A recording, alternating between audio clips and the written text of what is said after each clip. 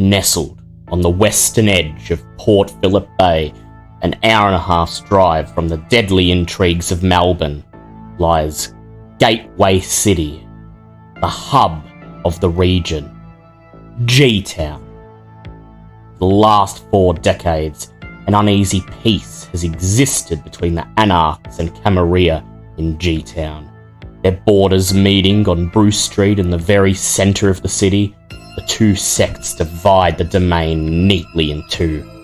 The native Anarchs, consolidated in the industrial north, have learned to tolerate Prince Aveline and her Camarilla invaders, and she in turn grants all Anarchs the right to hunt and conduct business in her waterfront domain. Anarch rabble-rousers and Camarilla traditionalists each afford their counterparts a reluctant respect. Until now. Word from Melbourne has reached the kindred of G-Town. Prince Squizzy wages a war on 3 fronts against a newly reorganised Anarch faction, Sabbat infiltrators, and the onslaught of the Second Inquisition. As refugees from both sects flood into Gateway to escape the oncoming chaos, local tensions flare, and the truce that has maintained peace since 1983 will be pushed to its limits. Welcome to Lords of G-Town, a Vampire the Masquerade 5th edition actual play podcast presented by DM Fiat Podcast, with music by Kevin MacLeod, White Bat Audio, Ivan Duch, and Jaxius Music. Now, as the sun sets on the city and the blood stirs, let's see what horrors the kindred face this night.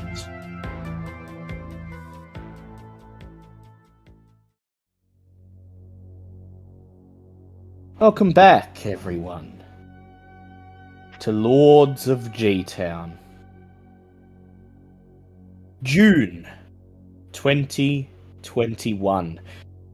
Winter is here. It feels as if Cowie's Bay will freeze over at any moment. That never happens here in Australia, of course, but it doesn't stop it from feeling like it's a distinct possibility. The ocean breeze is bitterly cold, even for vampires, and feeding becomes ever so slightly harder as the mortals keep to their homes during the night, cowering in the warmth rather than braving the harsh winter. We've got a new member in our coterie as of this session. Please go ahead and introduce yourself, Ember. Hello, I am Ember. I don't know what else to say. Who are you gonna play in this game? I'm gonna be playing Cat. Yeah. And An cat, actual real life cat.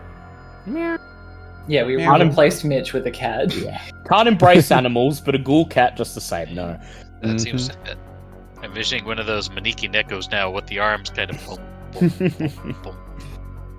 And Kat is about to experience the most horrific moment of her life. Kat. In an instant, the creature lunges at you, its supernatural speed crushing you against the cold, unforgiving brick wall. The pain is immediate as sharp, talon-like fingers dig into your flesh, holding you in a vice-like grip. The metallic scent of your own blood mingles with the putrid stench of decay, assaulting your senses. With a grotesque reveal, the vampire's fangs descend upon your neck, and a strangled scream is torn from your lips. Terror surges through your body.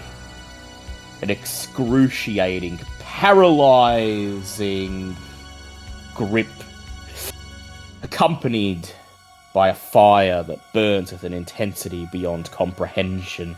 Your world narrows to this searing pain, this intense, crushing horror, drowning out all else. The vampire drinks voraciously, and you feel the very essence of life being sucked from your veins. Each pull feels like a rending of your soul, a sickening intimacy as your vitality is mercilessly drained away. Your vision blurs, your heart's frantic rhythm echoing in your ears, and you teeter on the precipice of oblivion. And yet, amid the unbearable torment, a twisted sensation rises within you, a perverse cocktail of fear, pleasure, and hunger. It's a dance of suffering and seduction, an otherworldly tango with the fiendish entity that is your captor. Your thoughts fragment, your very identity splintering as your life's blood is sucked away. Cat, you awaken with a start, disoriented and groggy. The world around you is a murky blur of shadows and muffled sounds. Your senses slowly return, and as you push through the haze of your consciousness, you realise you're lying in a cramped, foul-smelling space. There's barely enough room for your body to be splayed out. Panic begins to set in as the images rush through your brain. You realise how you got here. What are your thoughts? That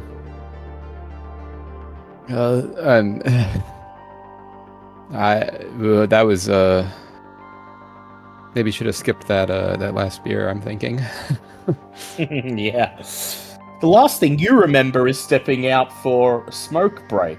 Working the grave night shift at O'Tolly's, you stepped out into the alleyway to light a cigarette and just escape from the night rush for 5 minutes. And then she stepped into the alleyway, and that smile on her face, that look in her eye, with a gut-wrenching sensation, you realise that you feel an insatiable hunger gnawing at your core, a hunger unlike anything you've ever experienced. It's as if your very essence craves something you can't quite define. And as you try to define it, the stench of decay assaults your nostrils. As your eyes adjust to the dim light, you begin to make out your surroundings. You're inside the dumpster.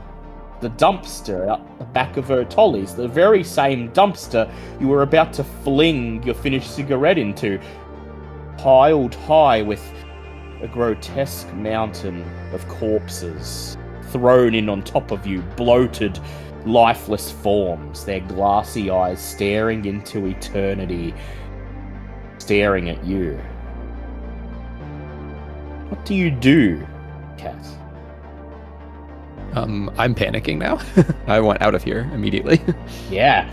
So you start to scramble, and you feel trapped. You surge upwards and scramble to climb out of the dumpster, but there's not just one body in here. There's not just two. There's 3 or 4 or more. They've been thrown in on top of you as if someone's tried to bury you in them. And I'd like you to make your first roll, Cat, of the campaign. I'd like you to go ahead and make for me a strength plus athletics roll. And how you're going to do that is you're going to just count up a number of d10s equal to both your strength and your athletics and roll them. And every 6 or above counts as a success. I've run through the bot real quick. Lovely. Don't bother with hunger this time. Yeah, don't bother with hunger this time. We will get to that momentarily. I got a success. Success? Yeah. You muster strength from somewhere. You're not a big girl by any means, Cat, and yet somehow, whether it's a mix of desperation and fear or something else, you feel this strength surge through your body and you stand up flinging a corpse off you, letting it roll out of the dumpster onto the asphalt below. As you clamber out of the dumpster, you feel uneasy on your feet. It takes a few moments for you to adjust, for you to feel comfortable in your body. You're certain you shouldn't be alive. How could you be alive after what you've just experienced? And yet, here you are. The staff entrance of the O'Tollies is open, the metal door creaking as it blows in the wind. The lights inside, beyond the threshold, are off, and something registers in your nostrils, in your nose. Something metallic, rusty, and unexplainably sweet. The smell of fresh blood. And then a voice in the back of your head rumbles. Go towards it, yes, go. We must take it, we must drink deep. We must revel in what we have become. What do you do, Cat? I'm gonna start making my way back to my former employer. Yeah. It's obvious something's wrong. The lights are off. At this time of night, everything should still be in operation. You creep towards the door, push it open the rest of the way, and step in to the staff break room and step into the scene of a nightmare. At first, you struggle to see anything in the pitch blackness. It takes a few moments for the ambient moonlight and the haze from the street lights outside to filter in to illuminate the room just enough that your eyes are able to adjust. The tiles are caked with blood. The walls, too. Torn pieces of fabric across the floor, shreds of something leathery, something skin-coloured, something horrible has happened here. And as you take in the sight of it, as you feel that sense of dread beginning to well up, that voice in your head grows more and more insistent. They've left this out for you, left you a welcoming gift. Be grateful, and take it. And I would ask you, please, Cat, to go ahead and make for me a wits plus awareness check. And for this one, I'd like you to substitute a number of dice equal to your hunger. And having just awakened, freshly embraced, your hunger will be 4. Ooh, okay.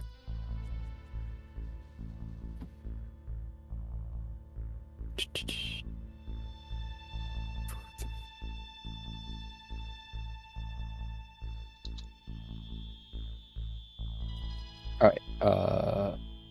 It's a success roll. How many successes did you get altogether? It's the number in brackets. 1. 1. That's enough.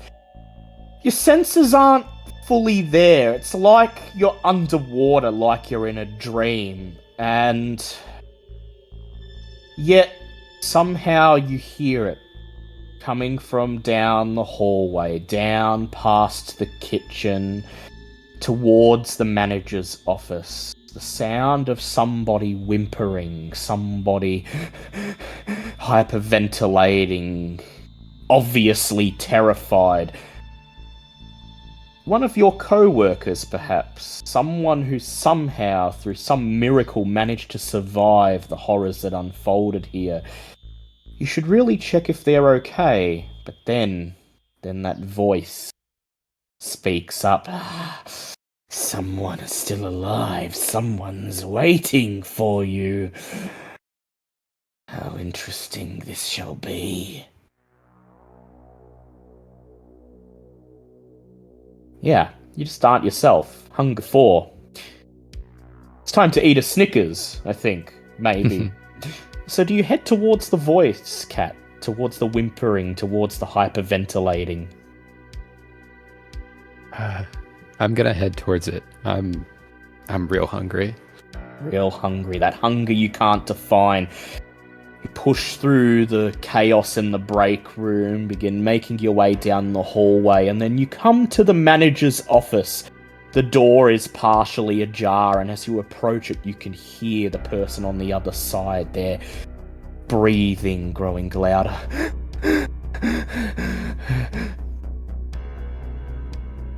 All you need do is push the door open, call out to them.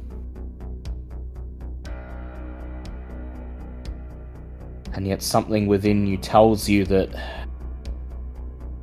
you should be turning and running as far as you can in the opposite direction, that if you push that door open, your life will change forever. Something you'll never be able to take back. What do you do?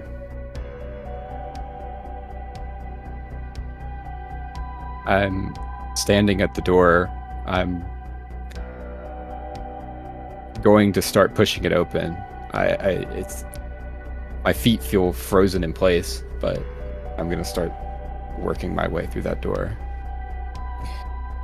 If someone's still alive, you have to help them. You have to find out what happened here, how you miraculously survived, and that voice in your head compels you onwards. Open the door. They're in there waiting for you, and the door creaks open. You immediately see them, cowering under the desk. It's the new guy, Eddie. His long, thin, metal head, mosh pit hair, flayed, messy around his face. The look on his face, one of absolute terror. He's perhaps no older than 16, 17, and he's seen things that no grown adult should ever have to witness. And as he sees you step into the room, his eyes light up in recognition. He sees you, he raises a hand towards you. Cat? Cat, that's you, isn't it? It's me. You're okay. I thought I was the only one. I don't. She came through. She came through. She left something in the kitchen, and then all hell broke loose. Someone grabbed a knife, and oh god, we have to call the cops. But I left my phone in the locker room.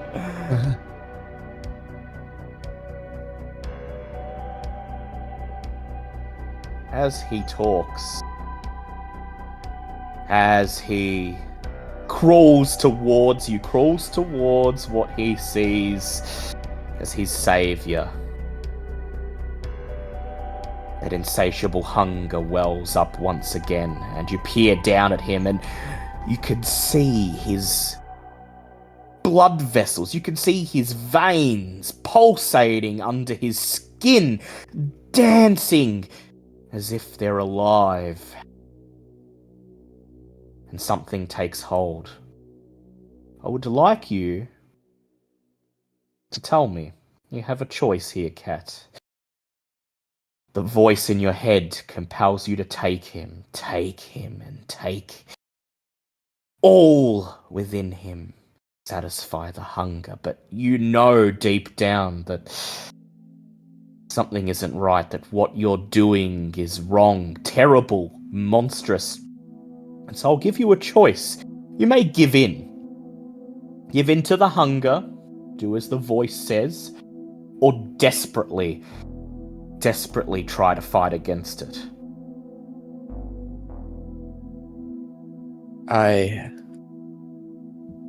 I want to run. I want to run and be as far away from this place as possible. It's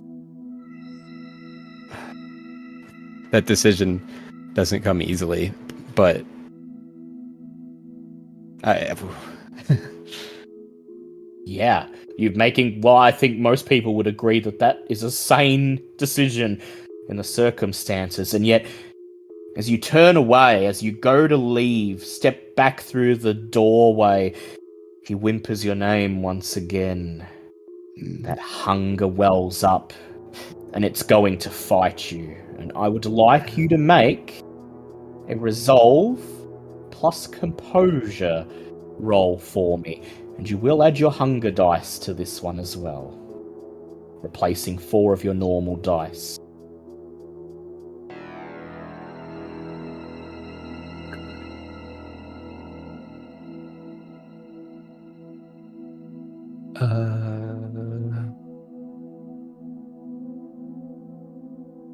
resolve composure. 2 of your attributes, they'll both be. Okay.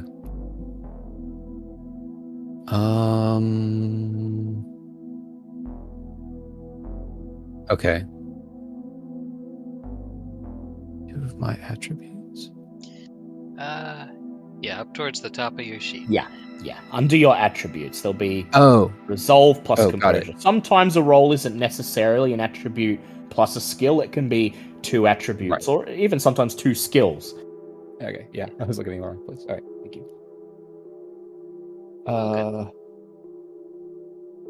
Okay, yeah, I got a success. Success? Yes. What are we looking at in terms of numbers? We are looking at... let me check. I just forgot I have access to the channel too. Yeah. 3 Looks like you got successes. 3. And 2 of them on the hunger dice. Mm. Your hunger is 4. So I'm going to say the difficulty of this check is 4. Meaning you fall 1 short. But that's okay. That's okay. Because you're about to experience what every vampire experiences on their first night. The thing that well and truly tells them that they're no longer human, that they have become a monster. He whimpers your name once more and it falls upon deaf ears. You're almost out the door, inches away from freedom, and then that thing inside you, that beast, takes hold. Your body begins to move of its own accord. You step towards him, open your mouth, and feel for the first time your fangs slide out into place, and you descend upon him. He struggles, he screams, and then he lets out a whimper of ecstasy as your fangs sink into his neck. And oh, it is sweet. It is the sweetest thing you've ever tasted in your life. It is better than any drug, better than the best sex you've ever had. It is the most intoxicating thing.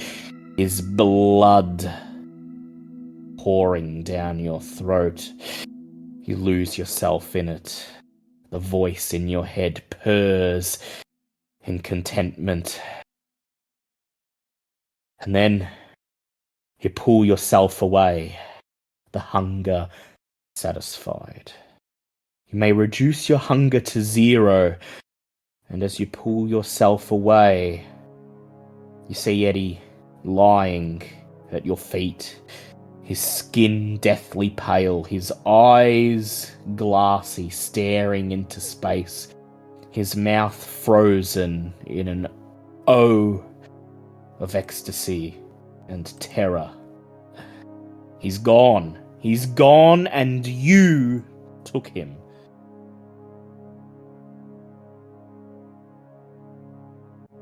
How do you feel, Kat? I don't know how to feel. Pretty apt. What have you become? we'll leave your preludes there, Cat. Well done, by the way. Yeah, that was a great first scene. Well done. Yeah, I'm really impressed. It was way better than my first scene. Yep, same. Well done. I really, really felt you vibed with that. But we'll move on to the meat of the session. Don't worry, Cat. You'll be back very soon. We pick up in the lobby of the Colonial Hotel, and I just realized I have not posted the Owlbear link, so I'm just gonna do that right now before we continue, because I think at the very least Kat might appreciate the map of a city she's totally unfamiliar with across the entire planet away from where she lives, so that might actually help. Let me just get that. VTM, I'll just be a second, G-Town map, and here we go. So I'm just going to post that in the coterie huddle. Alright, so we fade in on the lobby of the Colonial Hotel. Right there on Ballerine Road, Bayside G-Town, right in the midst of Camarilla territory. But the Colonial Hotel, of course, does not belong to the Cam. It belongs to the Hecata. The coterie are assembled here, standing on the plush red carpet in the shadows of the marbled pillars and the exquisitely carved objects to art. Marion has summoned the coterie here, told them that Cross would like to see them, would like to give them a proper goodbye before it's turned over once again to its routine services for the Hecata. And Marion's pulled strings. She's managed to smuggle Cross out of the cramped archive room in the basement where it pores over old newspaper articles, trying to find evidence of any raids that can be pressed into the Giovanni's surface. And as Tig and Wolf and Bouncer assemble in the lobby, they find Marion waiting for them, leaning against a pillar in front of the reception desk. Cross standing beside her. And on her other side, of course, her dutiful companion at this point, Flick. The young Malkavian, perpetually a child. As she sees the coterie making their way across the lobby, her eyes light up and she rushes forwards. "Uncle Tig!" she calls out, holding out her hands, ready to embrace him. Hey there, Flick. Tig kneels down, picks her up, does the whole spinny thing. How you been then? You been behaving?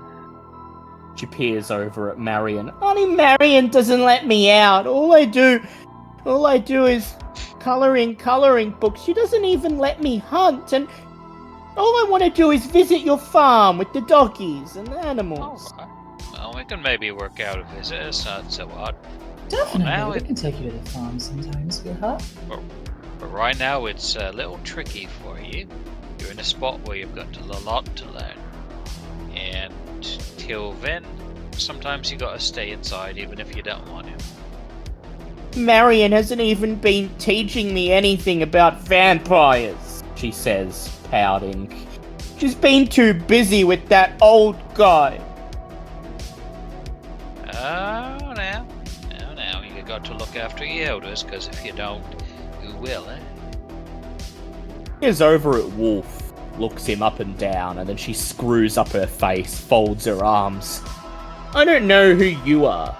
You look creepy. I don't like you. Now, Tig Flick. desperately stifles a laugh behind her back. Wolf thinks about the knife in his breast pocket and then just leans up against the archway of the door frame. Jesus. He doesn't like kids! I don't like kids either. I don't murder them. He didn't do anything. He didn't do a thing. That's Mr. Wolf. He's a cleaner. He's not doesn't as like fun messes. as he's not as fun as Val or Mitch. At least Now Ian, really. So don't you go making any messes, hear me? At least they didn't act like a vampire out of one of those old movies. Who's been No. showing you those movies? Christopher Lee was aces in some of those old movies. It was. Nadine dropped them by, says Marion. Did she now? She said I have to start my horror movie education. No child of hers will not get through life without knowing who Jason Voorhees is. Or Count Orlok. I'm gonna have to have a word with him. Ah, wait, I know that one. He's the one who sneaks into people's dreams and he's got the claw hand. Yeah. Bouncer just smiles. She folds her arms together and she peers over at Cross's direction and she says, "So, I hear Cross wants to, part on somewhat more respectable terms this time." I mean, is that really up to me? Doesn't seem like it is, but looks like Marion's pulled strings. You get to see us one last time, so... Yeah. Yep, go ahead. I don't even know. What do you even do with these? Bouncer just smiles and she says, "Well, look, you're creepy, you're anal retentive,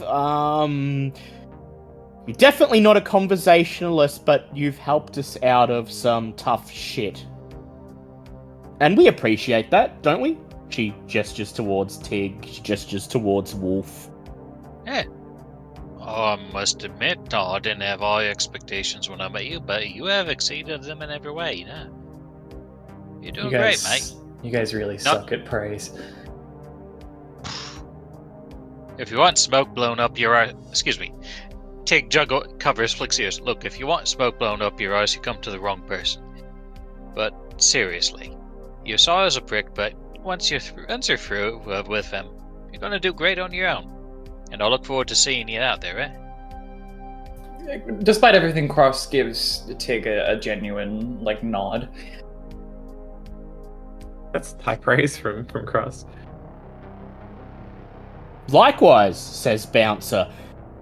"I know the club's probably not your style, but if you ever want to let your hair down for a night, well, you know where to find me, and if they ever do let you out of this shitty hotel, then, well, you have friends in the Anarchs." Thanks. So, what now? "Marion, it's time to get him back in, get Cross back inside, turn it over to its handlers, and then you've got some business of your own to attend to." If you'll come with me, Cross. Tell the rest of the coterie to wait. Your side-eye flick. Tell her to not be any trouble for Uncle Tig, and that you'll be right back. And then you lead Cross past the reception counter, through the door on the other side, down the hallway and into the bowels of the Hecata's domain. It's at this point, Wolf, that you feel a vibration from inside your coat. It's not your phone. In the last week or so, Sam has convinced you to wear a pager, of all things. she told you that a pager was more accommodating of her particular clan bane than a mobile phone, and that she would use it only for one purpose, to signal to you that she's nearby and has orders to give you. Sure enough, when you pull out of your coat, there's a message on the screen that simply reads, "Outside cafe, 2 storefronts away." Yeah, Wolf peers down and squints at the screen. It's much smaller than he's used to, and jams it back into his pocket. As Cross goes past, he does a genuine moment of, like, respect for him. Would Yeah, Cross so- see that? Yeah, no, Hey, he's going to Cross speak up. sees it. He's going to speak up. Sorry. Yeah, you've been an actual asset, and, keep it up. Right enough if you're around. Cross just sort of stops in its tracks and looks Wolf up and down, and then, unusually for it, looks him in the eyes. And there's like a corner of a mouth is lifted, and then it turns and walks away. Right, and with that, Sam needs something from us. Yeah. And so, a few minutes later, you're meeting up with Sam, Wolf. She's not quite in the cafe. She's sitting on a park bench out the front, not even trying to look incognito. She's not holding a newspaper. She's not exactly drawing attention to herself, but it's unmistakably Sam sitting there on the frost-encoded park bench in front of a cafe that's, in spite of the weather, quite welcoming looking, quite warm and bouncing. She sees you approach, Wolf, and she motions for you to take a seat next to her. Samantha, strange to see you outside. Wolf, she says, someone in the hotel told me that Marion was calling the coterie for whatever reason, and I figured, well, maybe I'd borrow you for a few minutes.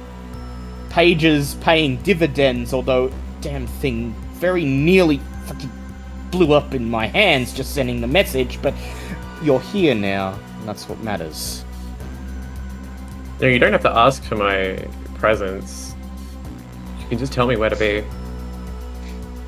Of course, she says, but, well, I'm expecting things to happen very soon that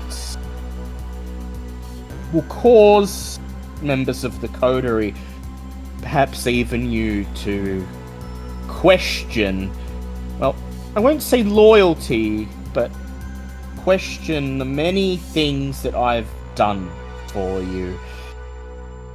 And so... That's ominous. Well, that's where you come in, she says.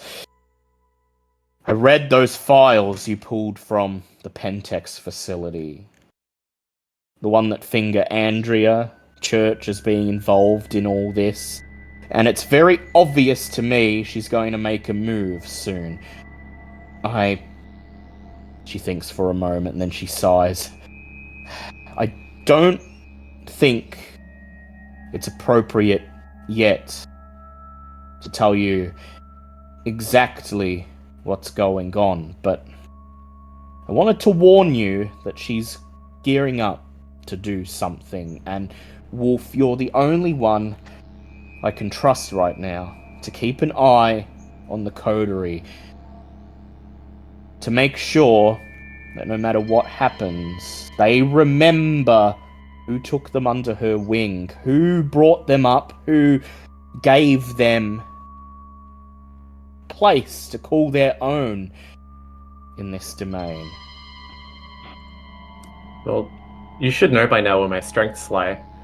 There's only so much I can do with what seems to be manipulation. That's not really what I'm good at. But I'll do what I can in regards to my skill set. Good at cleaning. You're good at noticing things, and that's really all that I'm asking. Is that, well, when Andrea makes her move, you be there. You be ready to nip anything in the bud that might make the coterie question things, might make them want to delve deeper, like Val did. Like Val did.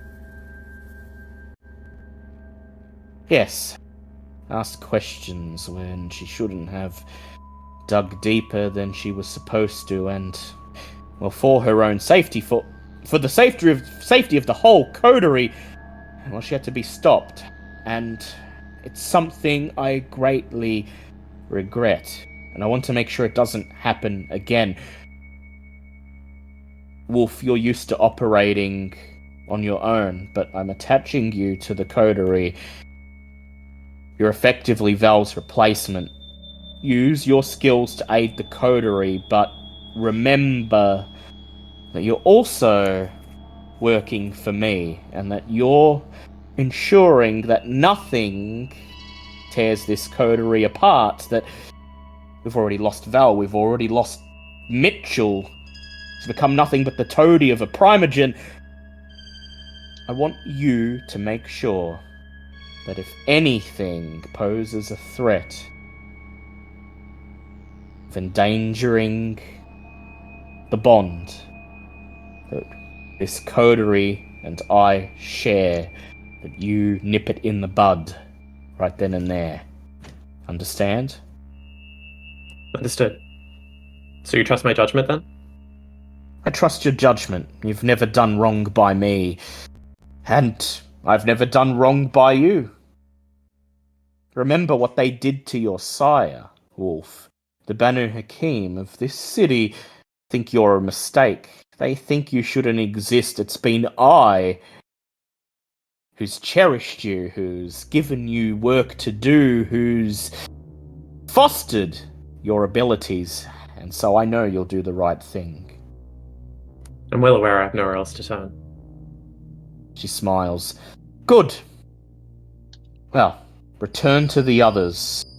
I have a feeling tonight's going to be a long night, and you may as well get started early. There's been a lot of long nights recently. They're only going to get longer, she says. Oh, when you get a chance, she says. She hands you her own pager, and it's clear when she dumps it into your hands that it's no longer functioning. There are scorch marks around the back, around the battery compartment. Put this in the shop for me. Get a new one. Doesn't matter what it is. Damn technology. Falls apart in my hands every time. When we next meet, I'll have something a bit more foolproof for you. If that's all. I'm open to suggestions, she says. You have a good night, Wolf. Unceremoniously, Wolf stands up, dusts himself off, and returns to the group. We move back to Marion. Marion, you've sent Cross on its way, and now you're in the boardroom, that same boardroom with the marbled walls and the long wooden table that you've met your sire and Chase so many times, and they're seated across the table from you, and in between them is yes, don't worry, Kat. Don't worry, you're not especially missing anything about your character, don't worry. And seated between Chase and Verity Giovanni this night is your father, Mr. Dunsern Sr. He's looking well as you could be for someone who's dead. His skin's flushed with colour, just like when he was ghouled. He's seated upright, he's moving under his own power. As you enter the room and take your seat, he gives you a strange look. You register it as a kind of plea, Marion. A plea for what? You don't quite know. Not yet. So you take a seat. Verity smiles. Well, it's been about a week now, and I would say your father, come child, well, I'd say their education is complete. They've had impressed upon them the importance of family here, the importance of the Giovanni name, and above all, what their obligations are. Isn't that right, Mr. Duncern? Your father nods. All too well, he says, through gritted teeth. Chase beams. So, wanted to run this by you, but we were thinking, thin blood and all. Obviously, we can't afford him, full membership status in the family, but he's certainly worth more than a ghoul. We don't have to pay upkeep, and he's certainly more self-sufficient. We were going to, put him in charge of real estate. You know, look for old places that could be fixed up, might have a wraith hanging around that can be pressed into service. Then we fix it up, put it back on the market. He's the middleman who makes sure it all goes smoothly. His business acumen certainly seems to still be sharp. What do you think, Marion? He's your child, after all. He's his own man. I don't know why you can't just ask him. He's a thin blood, after all. An asset, a good asset, but an asset nonetheless. Very well. I'll take that as as having your blessing to put him to work. Verity and I have no wish to be spending time checking in on a thin blood, so I ask, would it be acceptable for us to release him under your control? You be accountable for him. You make sure he fulfills his obligations to the family, and you be the middleman between us and everything beneath. Yes, Chase. I'll take responsibility for his actions if you need me to, but I'm not going to be controlling him. You can do whatever you wish, says Chase, and beside him, your sire, Verity, smiles, and she says, of course, I've never been a believer in the heavy-handed style of being a sire, but sometimes it's necessary. Look, we trust you, Marion, is the important thing, and we trust that you'll ensure that your father becomes a valuable asset. We'll leave you to debrief with him. She rises from her seat, and as Chase does beside her, he peers at you, his eyes narrowing. He says, remember, Marion Duncern. Bring her to us.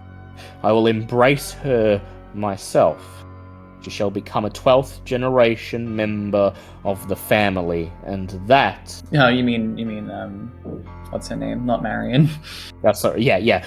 Elaine I was very Duncern. confused for a second there. I was sorry. like, I think she's got... Yeah. Elaine Duncern shall become a 12th generation member of the family, equal in power to her husband, and an equalizer between us and any potential friction from the Anarchs. It's been a week, Marion. I expect results soon. It'll be done. Good. He smiles, he motions for Verity to follow him, and the two step out of the room, and as soon as they're gone, your father gazes towards you, his eyes seeming to pierce your very soul. He frowns and he says, They want me to be a glorified bloody real estate agent. Me! I was one of the wool barons in this town. They want me to flip houses.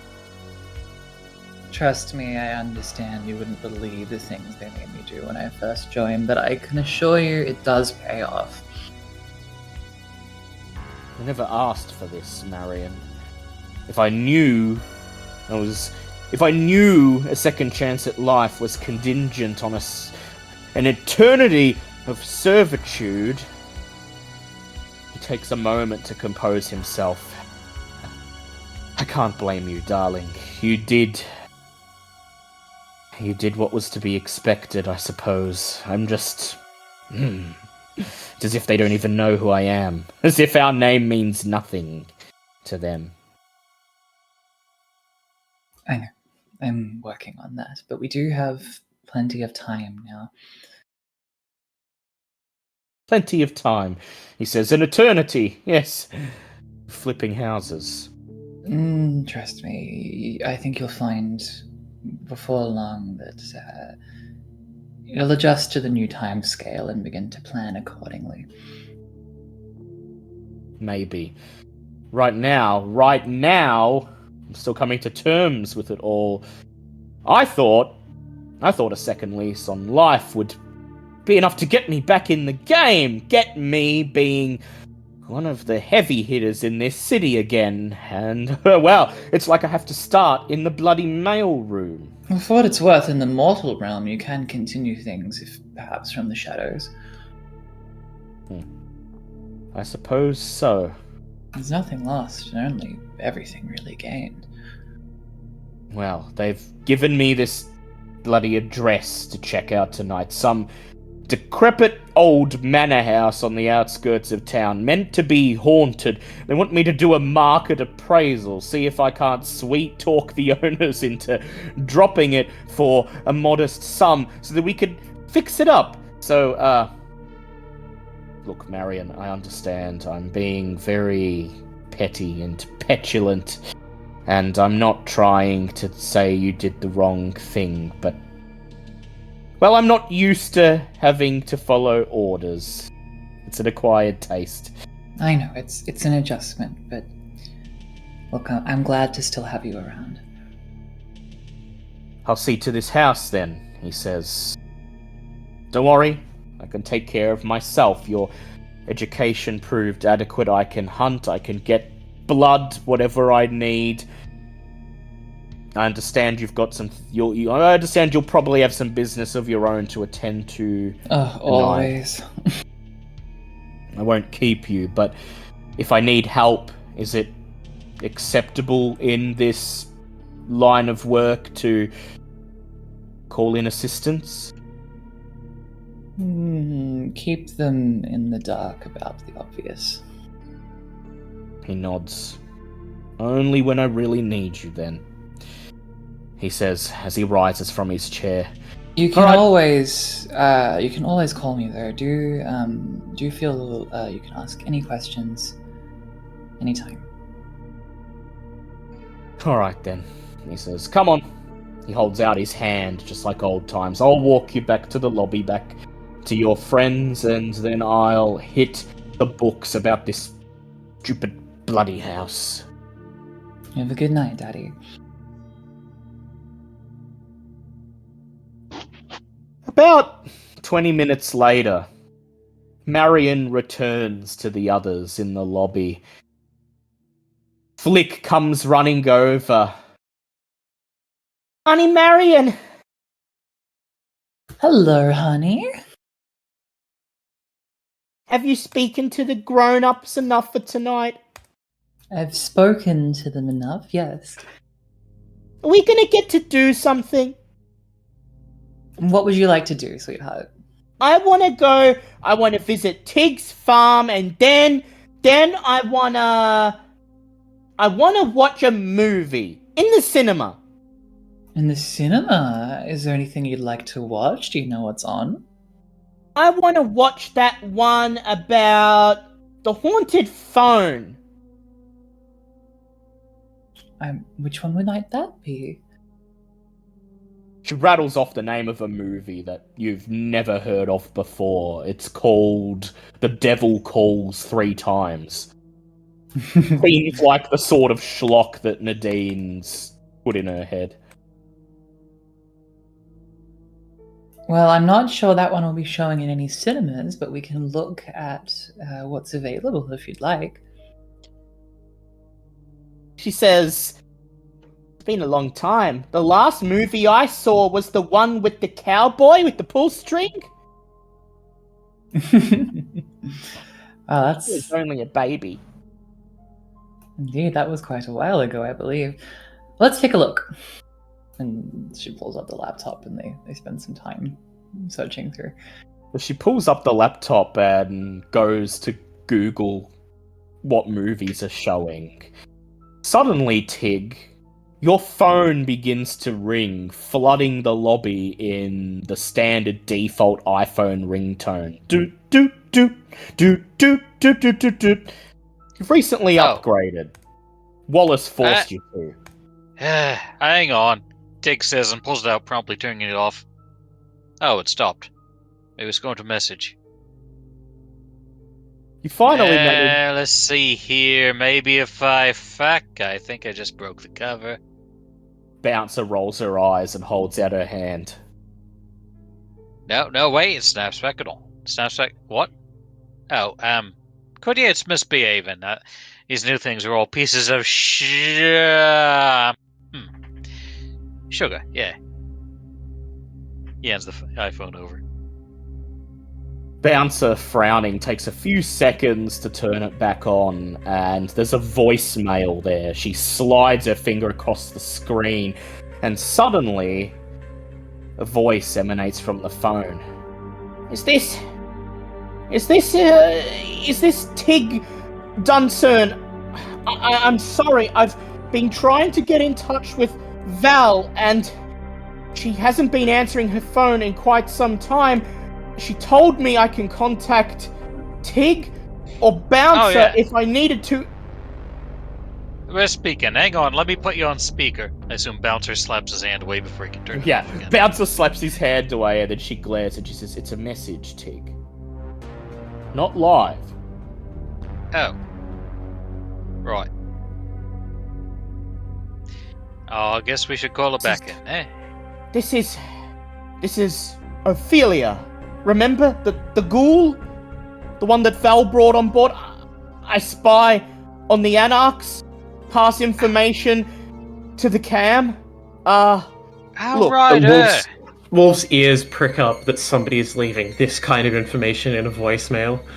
Yeah, it's Val clearly did not school Ophelia on exactly what the protocol should be. She's Strudeldorf sex, yeah. Alright. Do you remember the O'Tollies where they held the rant? There's meant to be another rant there tonight. I usually turn up a couple of hours beforehand to help get things ready, tell the staff they have to close early tonight, and I just showed up. The lights are off. The place is quiet. There's fucking blood in the parking lot. Can you come check this out? Val said your coterie cleans things up, makes sure that there's no tensions between the Anarchs and the Cam, and I think something really bad has happened. Wolf strides over very quickly and snatches the phone out of their hands. Alright, we're dealing with this now, and I'm dealing with that message. Careful, that's new, that is. Wolf glares bitingly at Tig. This is not a moment to be questioning him. Also, she's very clever not to go into the dark basement by herself. Would survive a horror movie. 10-10. Let's go save her. Yeah, Wolf busy's about grabbing the number for Ophelia and deleting the message, so he has a copy of the number. When he finally hands the phone back to Tig, the message and all traces of it have been deleted. Ophelia's no longer in the contacts, just in case. And go, Marion. Marion's obviously picked up that they're about to have to head off again, so she's just saying quietly to Flick, like, I'm sorry, sweetheart, I'm gonna have to go on a job again, but when I get back, I'm going to take you on a hunt. Would you like that? She nods. This sucks. I'm gonna... She thinks for a moment, thinking of the most hurtful thing she could say in her childlike mind, and she says, I'm gonna let numbers shed hair all over your couch. Marion acts very wounded. She like brings her hand to her chest and she's like, "Oh, Flick!" Oh, you got a puppy. Well, that's nice. Maybe when you visit, you can bring numbers along. Like dogs. Like dogs, she says, but Numbers doesn't like dogs. They scare him, and when he gets scared, he... Well, maybe... Nadine said I shouldn't talk about that in polite company. Oh, so that's all right. Some dogs don't get on with other dogs. All right, I'm sorry, Flick, but we will watch a movie with you, and you can come and visit and pet the cows at another time. Play with Make the dogs. chocolate milk. If you're good, there might be chalky milk, maybe even an apple pie. Will she be able to drink chocolate milk? Well, if she rouses the blood. Like We'll find out. If she knows how to blush, yeah. We'll find out. In Marion's If not, car on Lane's the way gonna be home. replacing some carpets. All And right. so... Marion's car, yeah, true. Marion, We can take Tig's one for that. we're going into Tannock Turf. That limo's gonna be spotted a mile away. You can ride with me if you prefer. Limo. I understand, but I need to know that you know that that's not a limousine. Look, it's a really posh car. I don't know what they've done these days with them Teslas and Edisons. It's just a Mercedes-Benz. Actually, I free thought to it was a BMW, but whatever. Wolf don't- very I ceremoniously don't pulls I out. don't track them Chinese brands. Let's get going, eh? Wolf very ceremoniously brings out his keys and wakes up his BMW. Yeah, the lights turn on and the beep beep comes from outside. It's an Bouncer- olive branch to Marion in case she doesn't want to take the truck. Bouncer looks over at Marion and says, feel free to take my place. I'm gonna hit the club, see if I can maybe head off some of the anarchs before they head down there. Although Marion might want to take Tig up on his offer as a conversation to be. Yes, she would do. Much to her chagrin, she would in fact be taking Tig's ride. And so you follow Wolf out of the lobby, leaving Flick sitting at one of the tables, a very petulant look on her face, arms crossed, as the door slides shut behind her. Wolf, I presume you're taking your Mercedes-Benz, of course? His BMW, yes. A BMW, It's yes. slightly that's right. less showy than a Slightly Mercedes. less showy. You know, I'm sure there are some anarchs that drive BMWs. Wolf's Oh, already... probably. Wolf's already in his car by the time you step through the door. The headlights turn on and the wheels crunch on the street as Wolf speeds off. Does it have a locked diff? Please tell me it has a welded diff. What? No, it's not meant to get noticed. It's black with heavy tinted windows. Welded diff, got it.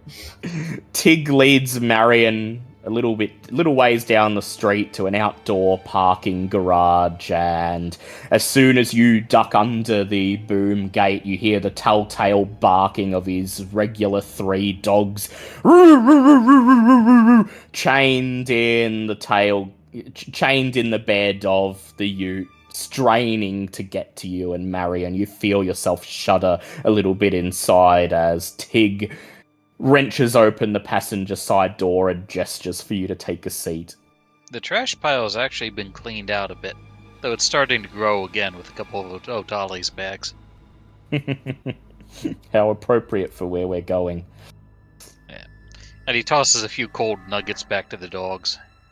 The nuggets are eviscerated before they even have a chance to hit the bed. Slide on in. Marion Do you just... fancy Journey or Queen? Oh, Journey, absolutely. Marion straightens her skirt such that it will be the only thing touching the chair, not her tights. The radio gets stuck as the engine roars to life. Don't stop! Don't stop! Don't stop!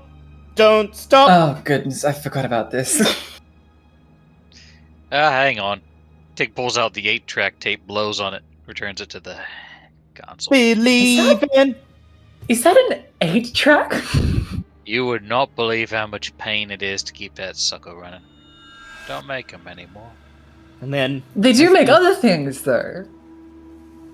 Yeah, but they're not as good.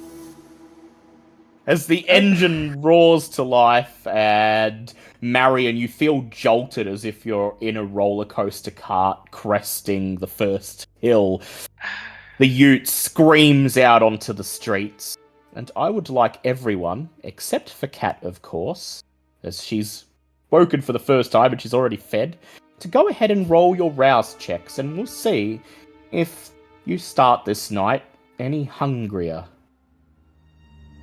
Achtung, Wolf is up to 4. Well, no, 2.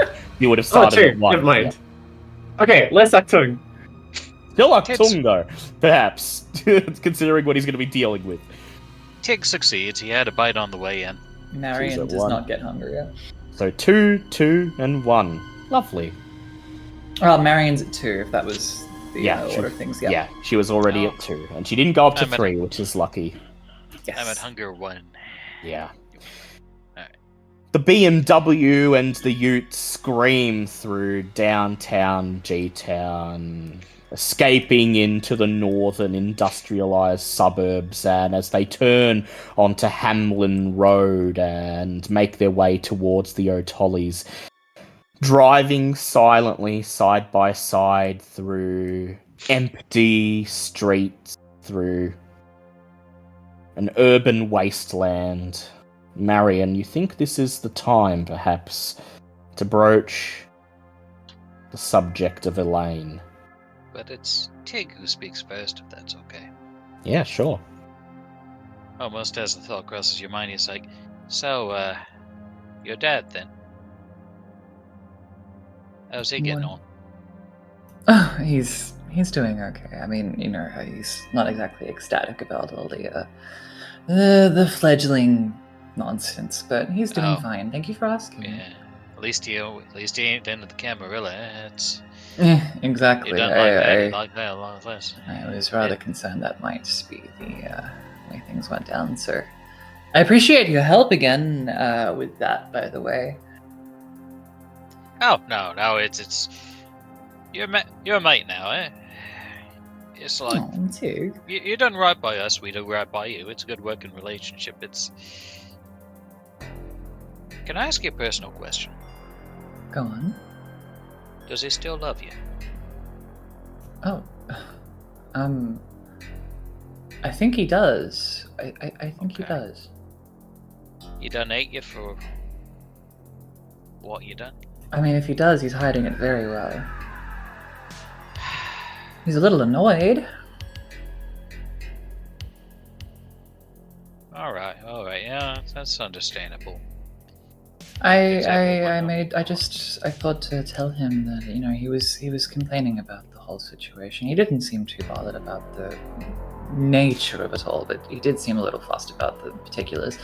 And I just told him to, you know, to focus on all the opportunities gained, and to accept that in time he will come to appreciate the new approach to life. Like the Monty Anaconda guys, ain't it? Always look on the bright side of life. Yes, the anaconda. Yeah. Sorry if I got a little personal. I've been doing a lot of Oh thinking no, lately. it's absolutely fine. I've had a lot of thoughts on my mind lately. Go on.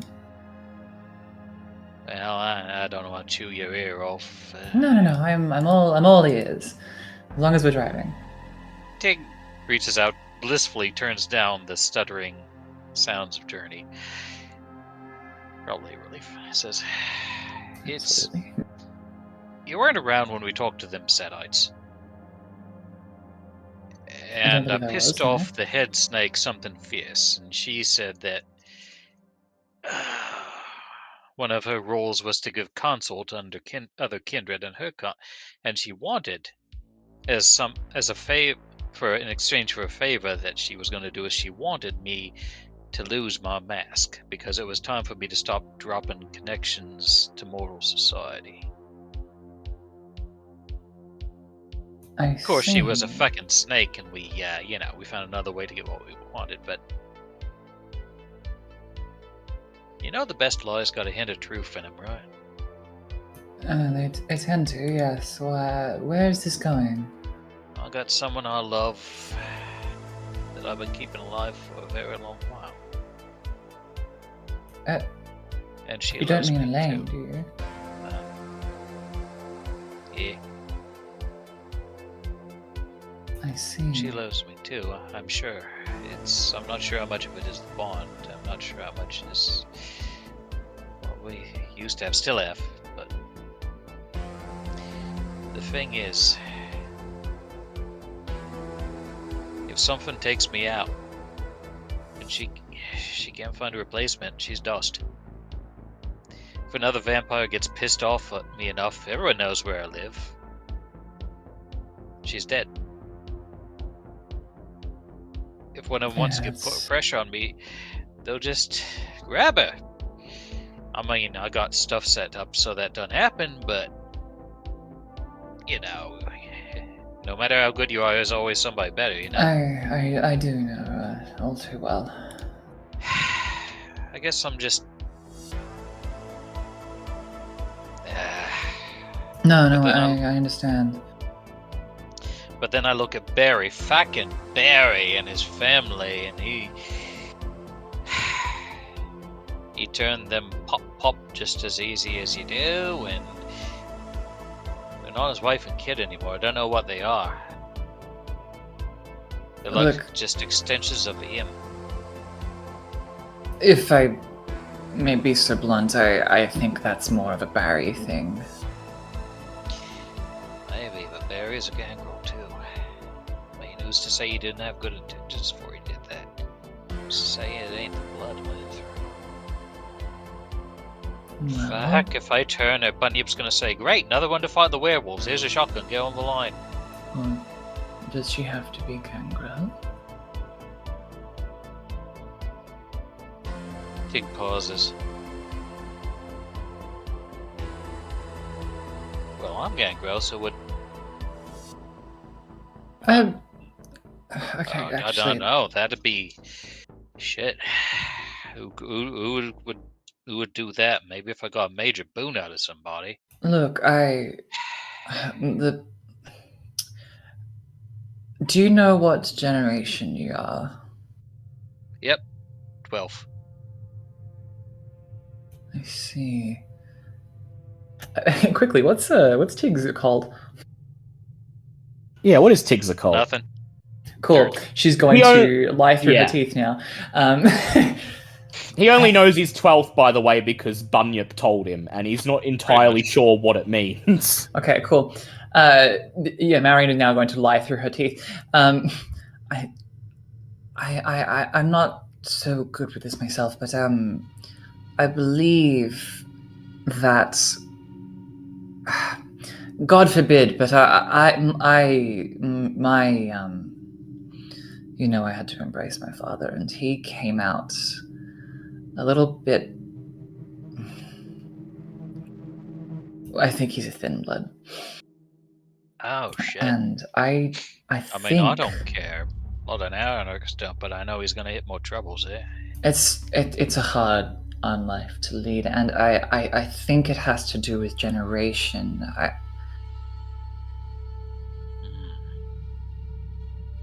All right. I just worry that you might, unfortunately, have the same effect on your family. He can handle it, but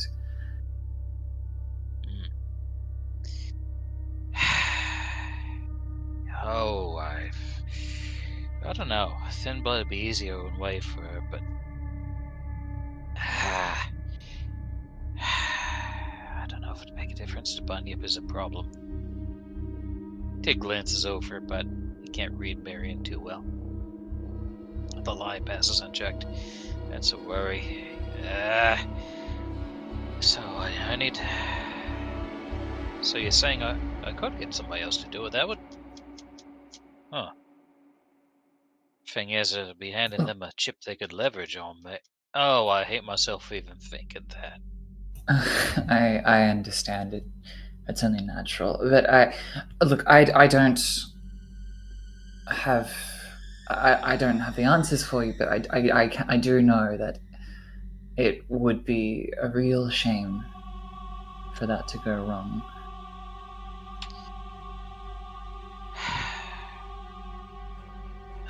I guess I'll have to do some more thinking. Who the fuck can I turn to? I mean, we got the Nosferatu on our side, lady on our side now, but she's half barmy and she took the head off somebody just by think. And then I don't know on the lane to go through whatever horror show happens to the Nosferatu. If you like, I could ask around. Without naming names. Of course. Just as a All right. vague consideration.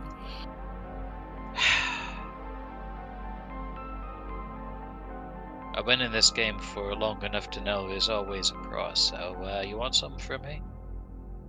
Oh, no. Consider this repayment for your help with my situation.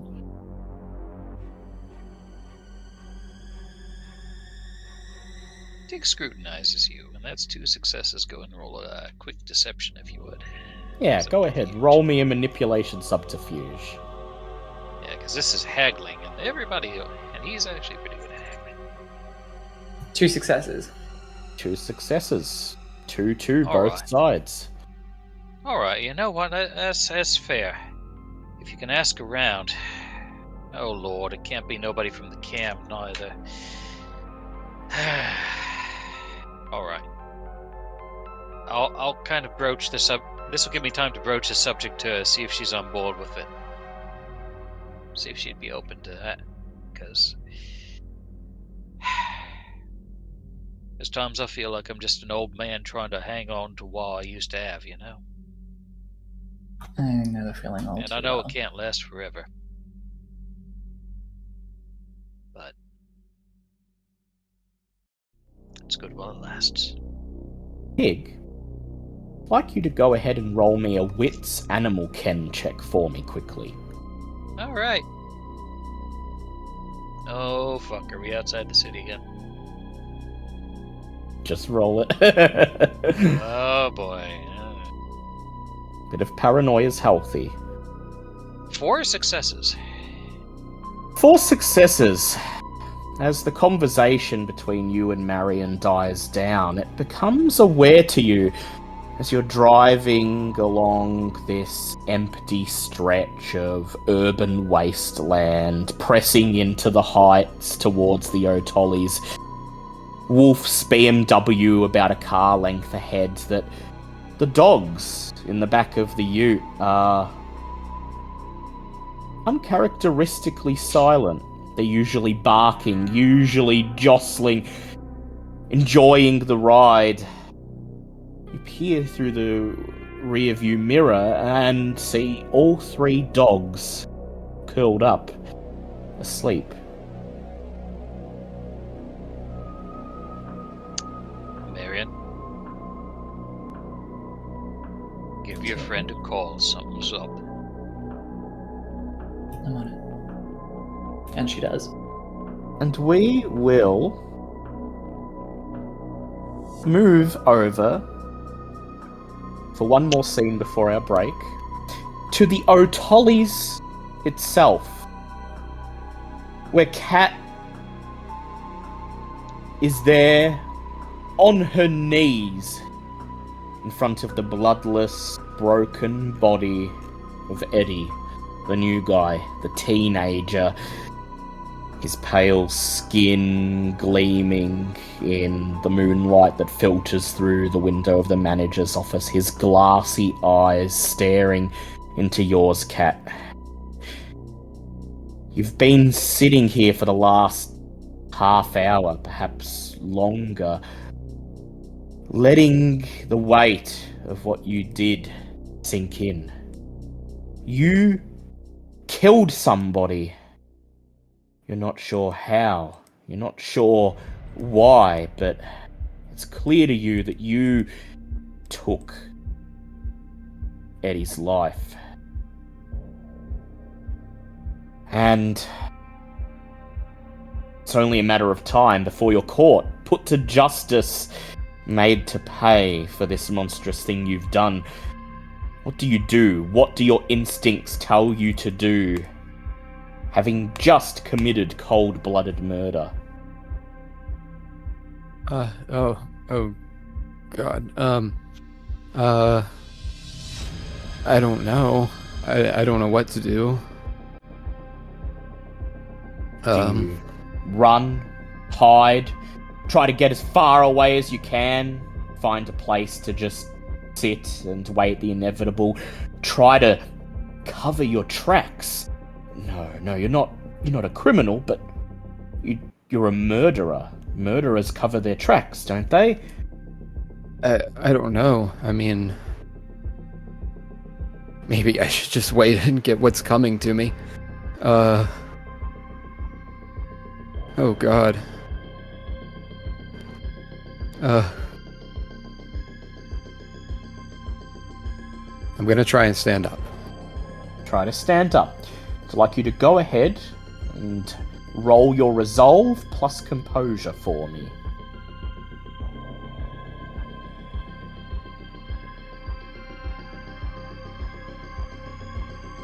That's a success 3.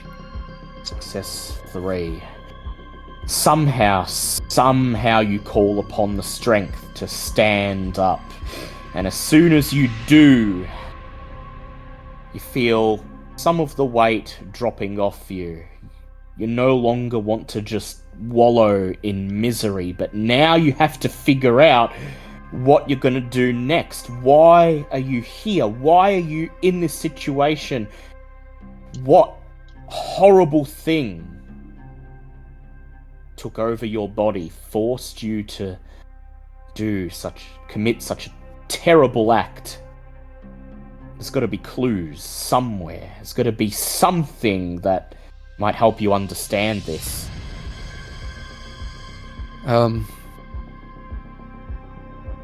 Okay.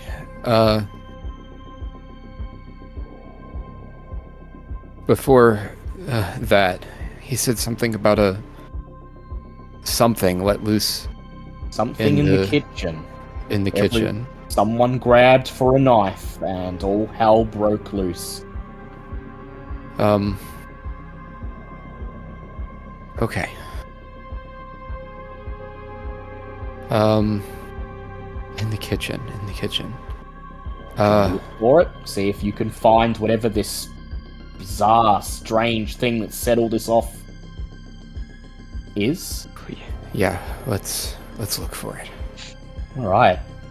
I'd like you to make for me either a composure or intelligence plus investigation check. Let's see.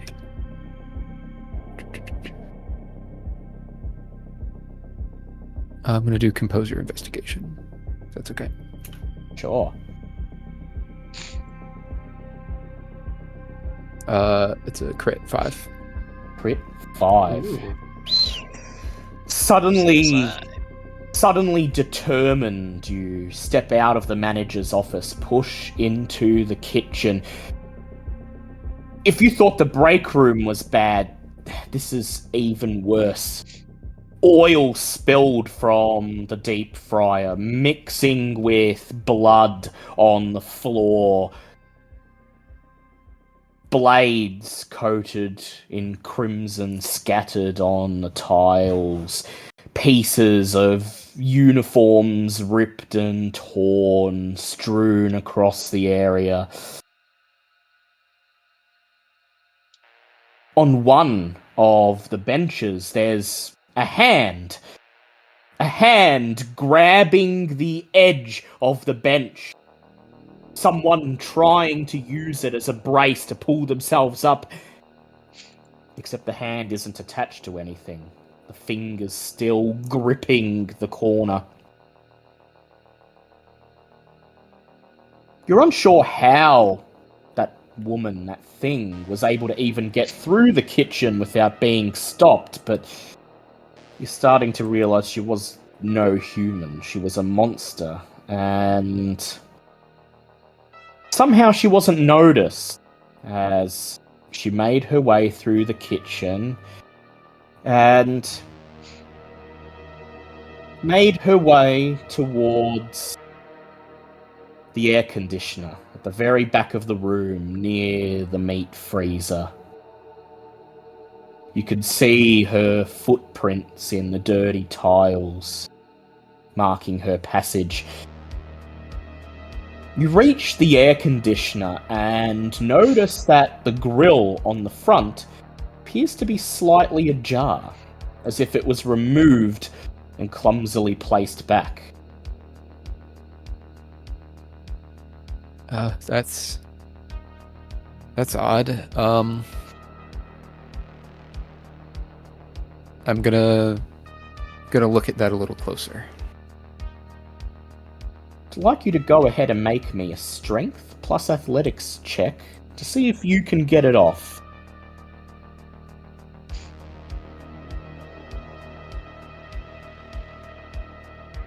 Success 1.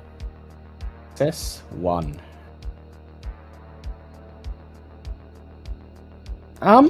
So whoever removed it didn't fix it back on particularly firmly, and you only have to strain a little bit. You grab into the sides and pull, and then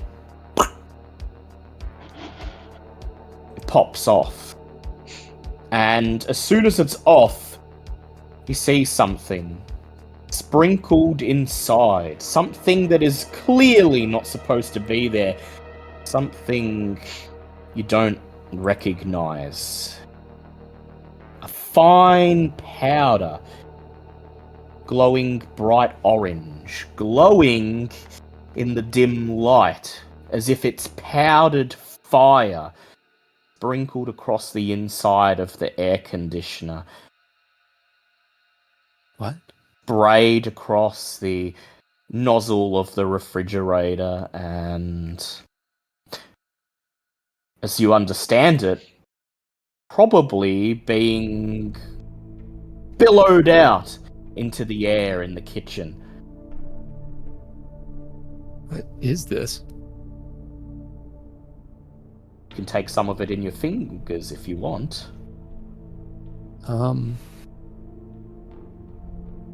will do so very, very cautiously. Or better yet, I'm going to get something from the kitchen to Yeah. interact with it. You look around and see a burger flipper lying on the tiles. You pick it up and use it to just etch some of the powder out. Do you let it touch your skin at any point? I'm going to try and avoid doing that. I understand that one of the disciplines you have is fortitude. Mm-hmm. Which power do you have? Resilience. Resilience. So that is, endowed with supernatural endurance, you can strengthen your physical resolve. I will ask you to go ahead and make me a stamina plus fortitude check. Adding your single fortitude level as an extra dice to your stamina. That is a success 2. You try very carefully not to let any of it touch your fingers. Holding it on the end of the spatula, you raise it close to your face, peer at it, stare at it, and something lashes out. The air around you immediately grows hot and sticky. An unseen force pelts you. Feels as if somebody's kicked you in the face, and you stumble for a moment, dropping the spatula. It clatters to the floor as a voice whispers in your mind, "Blood for Castoth. Blood for Castoth." But you maintain in control of your faculties, and don't seem to have taken any damage. Don't seem to have been harmed in any visible way.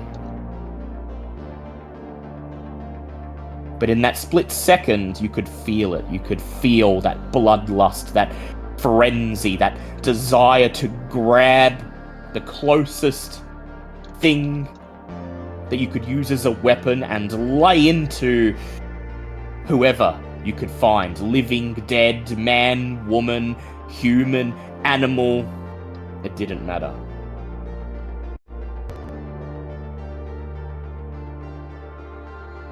It's at this point, Kat, that you hear the sound of tires crunching on the asphalt of the parking lot outside. You turn around and see high beam headlights of a truck peering through the Otoli restaurant windows. Instinctually, you duck onto the counter so that they can't see you. And then a few seconds later, the headlights die. You hear the sound of a car door opening and boots crunching on the concrete. Someone's here. They're gonna catch you. What would you like to do? Woo! We were. Fuck.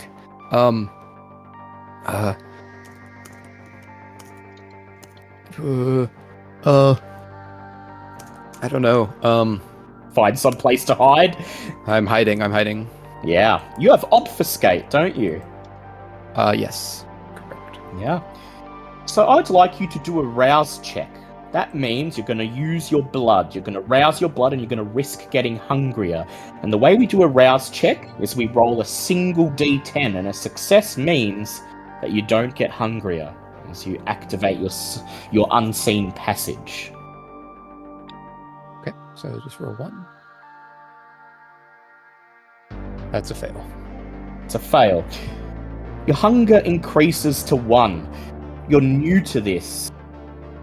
And as you creep towards the meat locker, press yourself into the shadow cast by its thick metal door, and you feel something inside you instinctually compelling you to just remain absolutely still. You have no idea what you're doing, but you're instinctually calling upon your blood to hide you, to keep you safe. And as you do so, that voice, that beast that resides within you whispers, "I shall hide you from those who will do you harm. But we pay down the line. You look out for me, I look out for you." And the shadows converge around you, and you're hidden. I'd like you to go ahead and make me a composure plus stealth check for me. And you may add your obfuscate as extra dice.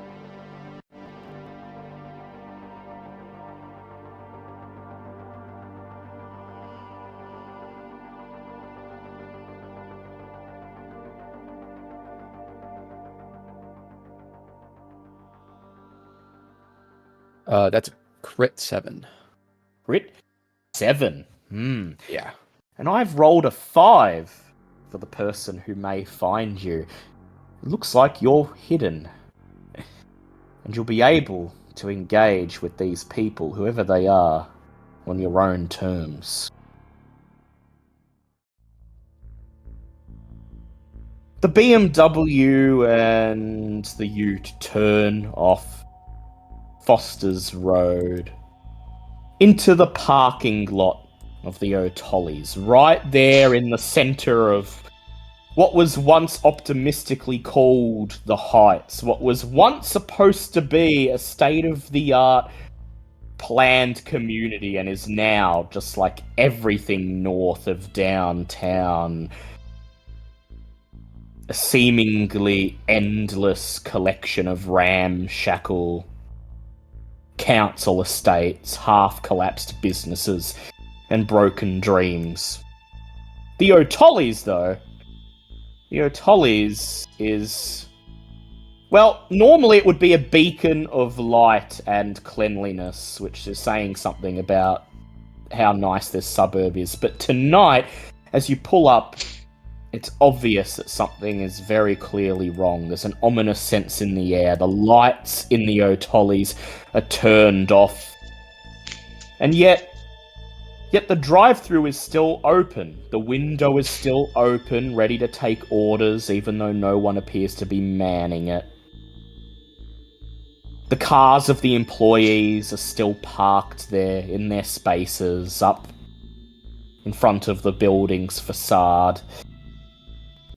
Oh, and there's a big plume of blood just painted across the front window that looks out into the parking lot. As you kill the engines and climb out and take your first steps across the parking lot, you look around for a sign of Ophelia, the ghoul, the spy, but it looks like she's made herself scarce. She phoned in the tip and then scarpered. Who knows what's waiting inside? She didn't want to take any chances, and nor should you, perhaps. Tig, the dogs in the back of the ute are still unusually quiet. 2 of them still curled up, sleeping.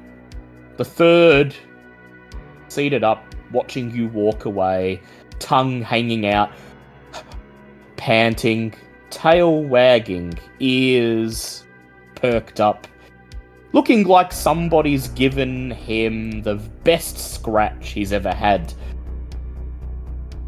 Which is really bizarre, because Well, he's you've my been family driving list. this whole time. I'll ask him straight up as we park and get out. What's going into you, Vin? He looks at you. And peers to his side where the other 2 dogs are, and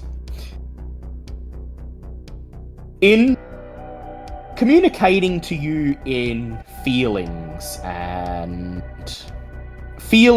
vibes, not so much words, he says, got a nice scratch behind the ears. I hope she comes along more often.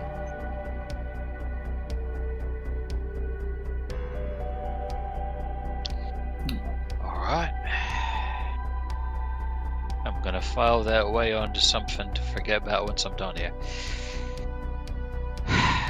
Tig gets out, looks at Wolf. I'm guessing we need to secure this area and then get out of them cleaning supplies fast, yeah? I'll handle that. Something is seriously wrong here. This isn't right. Alright. Currently about 10:30 p.m, and as an Anarch, Tig, you know that the rant starts usually at about midnight. So you've got about an hour, give or take, to clean Before up, people start showing, yeah. figure out what happened here before the earliest Anarchs start to turn up. Tig hauls out the shotgun. Alright. Let's go in. Those of you who can't see in the dark, bring torches, eh? Wolf holds up a hand quickly, just like stopping Tig in his tracks. Whoa, hold on, not so fast. And within an instant, he's invisible. Go ahead, rouse the blood for me, Wolf. Oh, he gets hungry again. No, Up to it's a hungry 3. boy today. Yeah, it's hungry. That's 3. okay. He'll be Can able to. Wolf actually vanish? I'm not like rules lawyering Yeah, here. I'm no, just curious. Cool. He has Silence to Death and Unseen Passage. Oh no. Okay. I'm not rules lawyering you here. I don't care. But later on, you should know that with Unseen Passage, you have to be unseen already to become invisible. I am going to interpret You that. can gesture just to It's fine look right away. now. This is a Hold story. up, It's maybe just making sure you know. Holds up his I'm hand, aware. Tig turns away, and when Tig turns around again, Wolf is gone. Pull That's the kind of what I was Just going for. covers Tig's eyes. But like caboose. He's like peekaboo. I can't see them. They can't see me. Tig's Sorry. brandishing his shotgun. Sorry to and ruin Tig- your cool moment. Tig, do you call any of the dogs to accompany you, or do you leave them to guard the truck from this Oh. mysterious visitor that apparently is tagging along? Some things going on, so I'm gonna leave him with the truck. And Marion, what do you do? Marion's hanging out for now. Hanging out, keeping a lookout just in case somebody needs to be turned in the other direction. Yeah, she's not like really equipped to go straight in right now, so Yeah, fair enough. So Tig and Wolf, you approach. Well, are you approaching the front door, or are you going to head around the back of the restaurant? Wolf is going to be heading around the back and taking a quick loop of the place. Yeah. So Wolf, I'd like you to go ahead and make for me a dexterity stealth check, and you may add your 2 dots of obfuscate.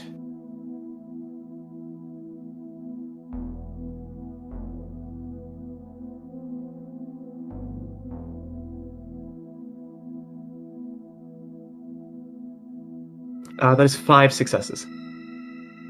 5 successes versus 2 successes. And Tig, what are you doing? Heading straight to the entrance? Pretty much. He did a little straight up the middle.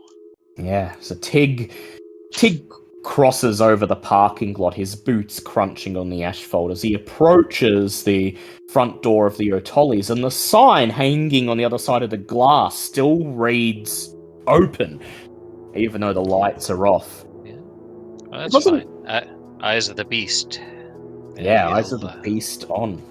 As he approaches, his eyes narrow, begin to glow bright yellow in the darkness. It doesn't look like anyone's made any attempt to secure or lock the front door, so Tig, as you grab the handle and pull, you're surprised to find the door opens to admit you to the restaurant. You step inside the restaurant, and in the few Hold the door an seconds- extra second for an invisible person who, if they want to come. Hold Wolf's the going around door the back. open. Yeah. All right. Hold the door But it's nice open of you to think about him. just for a second, and then you let the door close. And in the few seconds it takes for your eyes of the beast to activate and amplify the light,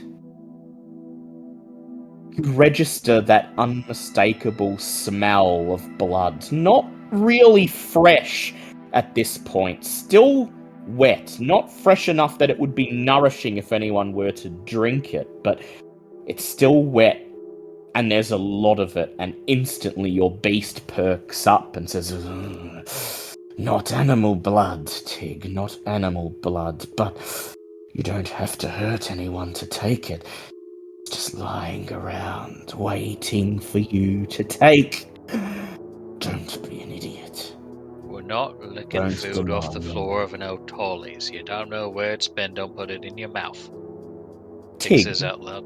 I'd like you to make a wits awareness check for me, please. Okay. Bum, bum, bum.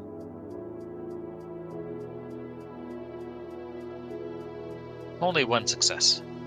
Only one success. So, the restaurant area of the O'Tollies is a mess.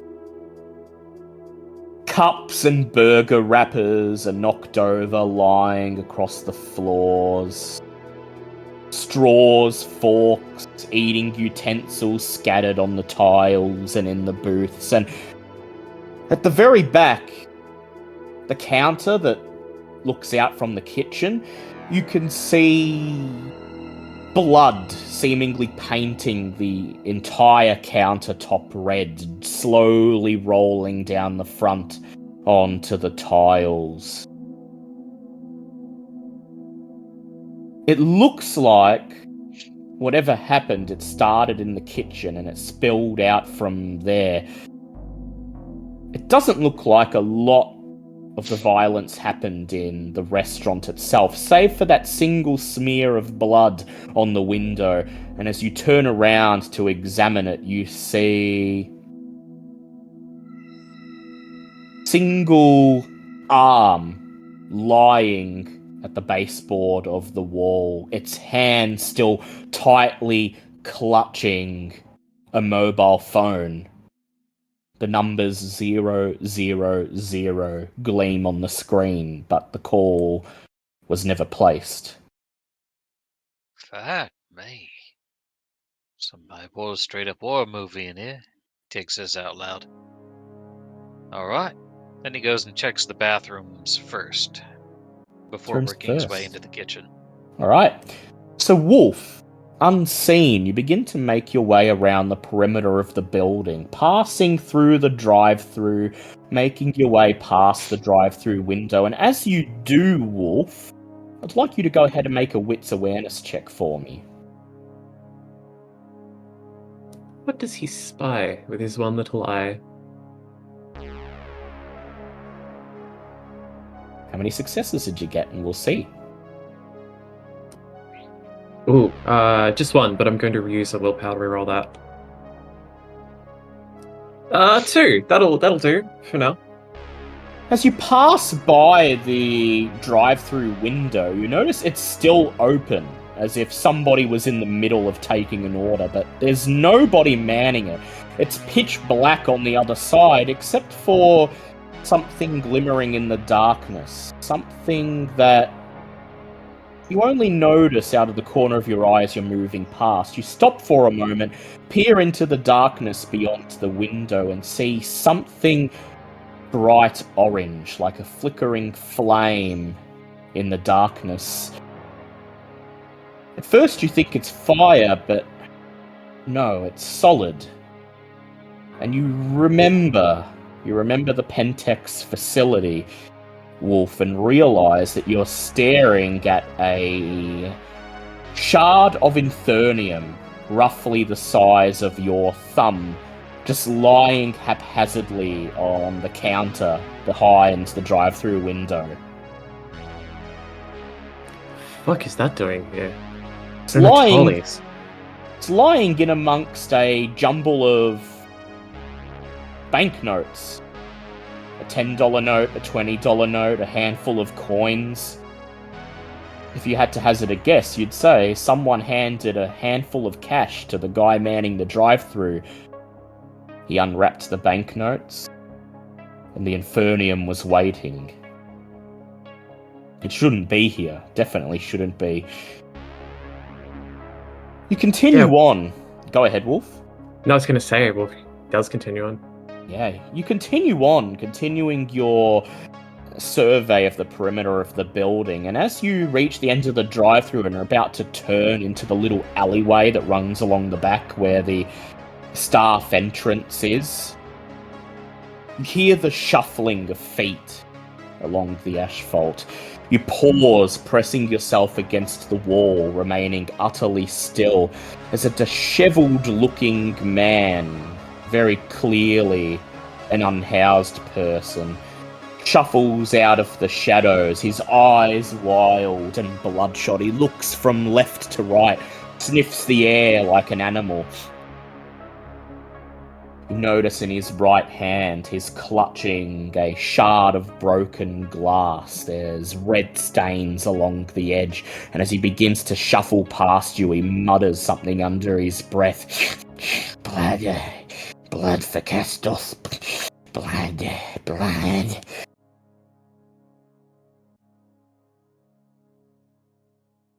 Wolf knows exactly what to do in this situation, and his knife comes out. You're gonna dispatch this person? Oh yeah, he's getting his throat slit. Yeah. He doesn't see you, and so I won't make you roll for it. Instead, calling upon your celerity, you dart forwards. The knife is out in an instant.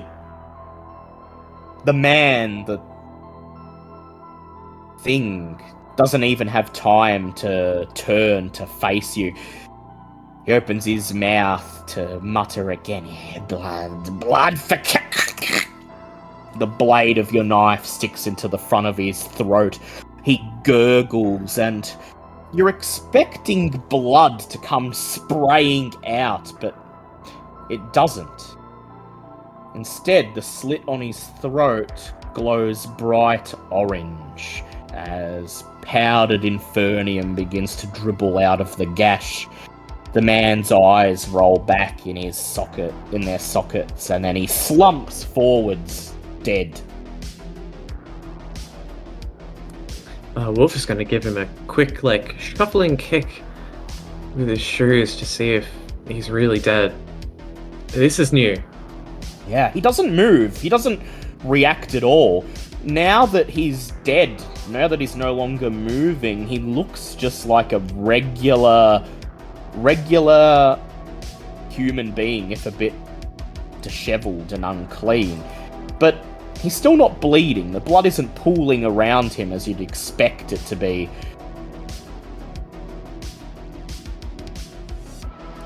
Yeah, Wolf's going to make note of this to bring up with everybody else and quickly make his way inside the building to rendezvous with Tig.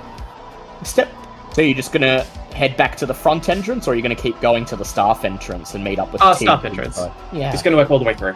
You round the corner, and as you reach the very back of the building, you see a green dumpster, rust flecking its sides. The lid has been flung open. There's a single, very obviously bloodless body lying on the asphalt in front, and there seem to be several others stuffed inside the dumpster itself. You're about to make your way, perhaps, to the dumpster to examine the situation. Then you see, hanging above the doorway, above the staff entrance, a single, particularly cheap-looking CCTV camera. The type that you would purchase from your run-of-the-mill electronics store. Something that the staff of this O'Tolly's would have installed themselves to make sure that their employees weren't sneaking out for smoke breaks too often. The light on it is blinking on and off. Red, black, indicating that it's still on and still recording. Even though the camera can't see him, Wolf is going to scowl at it. Try to show it who's boss, maybe a little bit, and note that he should probably deal with wherever that's being stored before they're done here. How many points in technology do you have, Wolf? He has 2. 2? With 2, I'd say you recognize this model of camera well enough to understand that it's quite cheap. It's like a $40, $50 camera from an electronics store, and it's not a professional setup. It's not beaming anywhere to off-site security. It's probably just uploading everything it records to the manager's computer inside. And I guess once he rendezvous, the manager's office will be first on the list. You push open the staff entrance and head inside into the blood-strewn break room. And Marion, as you wait at the car, as you see the bulky shadow that is Tig moving around inside the restaurant, something draws your attention. The sound of tires crunching on asphalt. Somewhere at the end of the street, you whirl around and see the headlights of a station wagon pulling into the parking lot and beginning to make a beeline straight for the drive-thru. Apparently, the fact that the lights are off in the restaurant means nothing to these people. She's gonna casually stroll over. As their car slowly glides across the parking lot, you make your way towards them. The station wagon comes to a stop, and the driver's side window rolls down, revealing a particularly greasy, overweight man with long, flowing blonde hair. He sniffs the air. Hey, love, is this place open or what? Drive-through, boom gates up, lights are off, and I'm dying for a bloody burger. Sorry, mate. It's closed for the night. Sudden emergency. Nothing to worry about. Look, I'm the manager. I apologize. Can I refer you to another location, perhaps? Go ahead, Marion. Make me a manipulation subterfuge roll. Can do. Whenever I lie, you smile. Because you do it so well. Aww.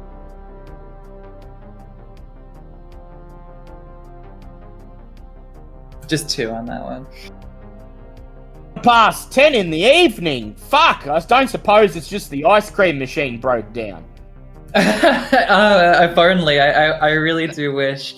No, it's we do have to close, I'm afraid. All right then, he says. Kentucky Fried Fowl it is. Well, I hope that this hasn't lost your patronage in the future. Nah, just fucking put it on your social media or something, you know? Yeah, I'll update that now. That's a very good point. Thank you. It's just really been quite last minute. Thank you. I'm gonna roll for him for something because Tig did not remove the sign in the door. Ah, Christ. He places his hands on the steering wheel and he's about to reverse. And then his eyes widen as he catches sight of something in the mirror and he says, No, but you got the sign right there in the window, says open, and his eyes go wide as he sees the smear of blood over the glass. Struth! You see his hand fumbling. You see his hand fumbling for his phone lying in a little compartment just under the steering wheel. One of these, I won't have to do this. One of these days, I won't have to do this. So, just one moment. I know that looks bad. It's quite all right. One of our employees had an accident. That's why it's been so last minute. Don't worry, I've reported everything to the police. You don't need to harass them again. Make their nights any harder. Are you dominating him, or are you... Not yet. I'll see how that goes, but I'm getting his eyes. Make me another manipulation subterfuge, please. 5 on that one. Oh. Accident, huh? He says. Fuck, looks like somebody lost a fucking arm! Yeah, look, I know. I need to fire the manager, really. He does not keep his employees, the shift manager, he does not keep his employees up on safety standards. It's really not okay. I thought you was the manager. No, I'm the branch manager, sweetheart. I go around to quite a few places in the area. Oh, well, fuck. I don't want to eat here if there's fucking people losing arms. Look, alright, fuck.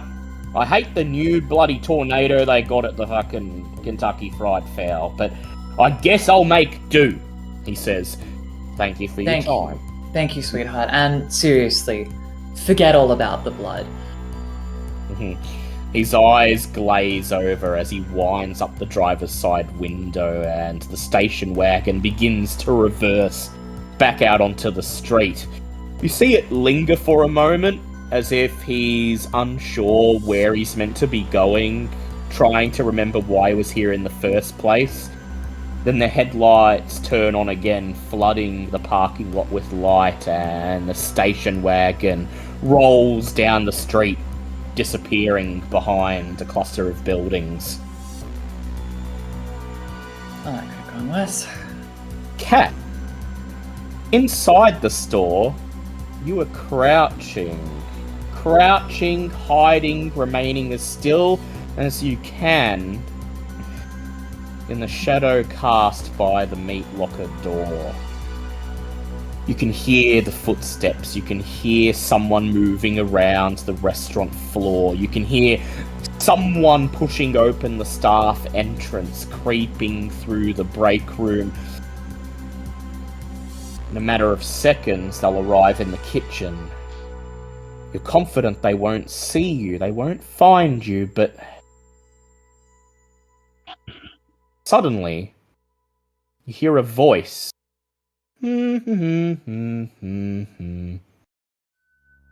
A high-pitched feminine voice, humming in a sing-song. What's all this blood here? Is this what Auntie Marion gets up to? Is this how she hunts? What is this?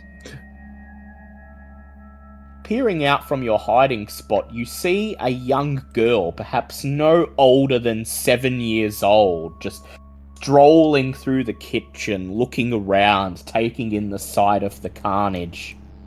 What the hell? And she said I'm not allowed to hunt myself. What is... Huh? Her gaze passes over where you're hiding, but she doesn't see you. That's obvious. Instead, she just whistles her sing-song voice and says, "Well, there's a meat freezer over there. I'm not gonna lick this blood off the floor, but Numbers, let's get you a nice fresh cut of meat." And a broad smile on her face, she begins to make her way towards you, directly towards you, and to your utter horror, Cat, something travels alongside her. Something small, leaving animal paw prints in the wet blood. Oh, fuck. What is that?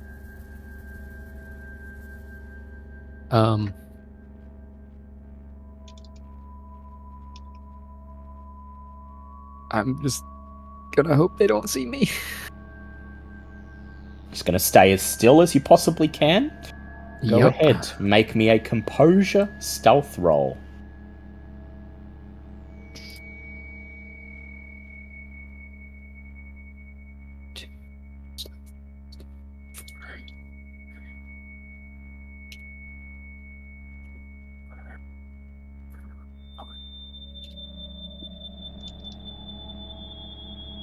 That is a critical 6. Critical 6. The girl continues humming. As she strolls to the door of the meat locker, she reaches out, wraps her hands around the handle and pulls. "Oh, too heavy," she says, folding her arms and resting against the wall. "Guess I'll wait for Uncle Tig to turn up."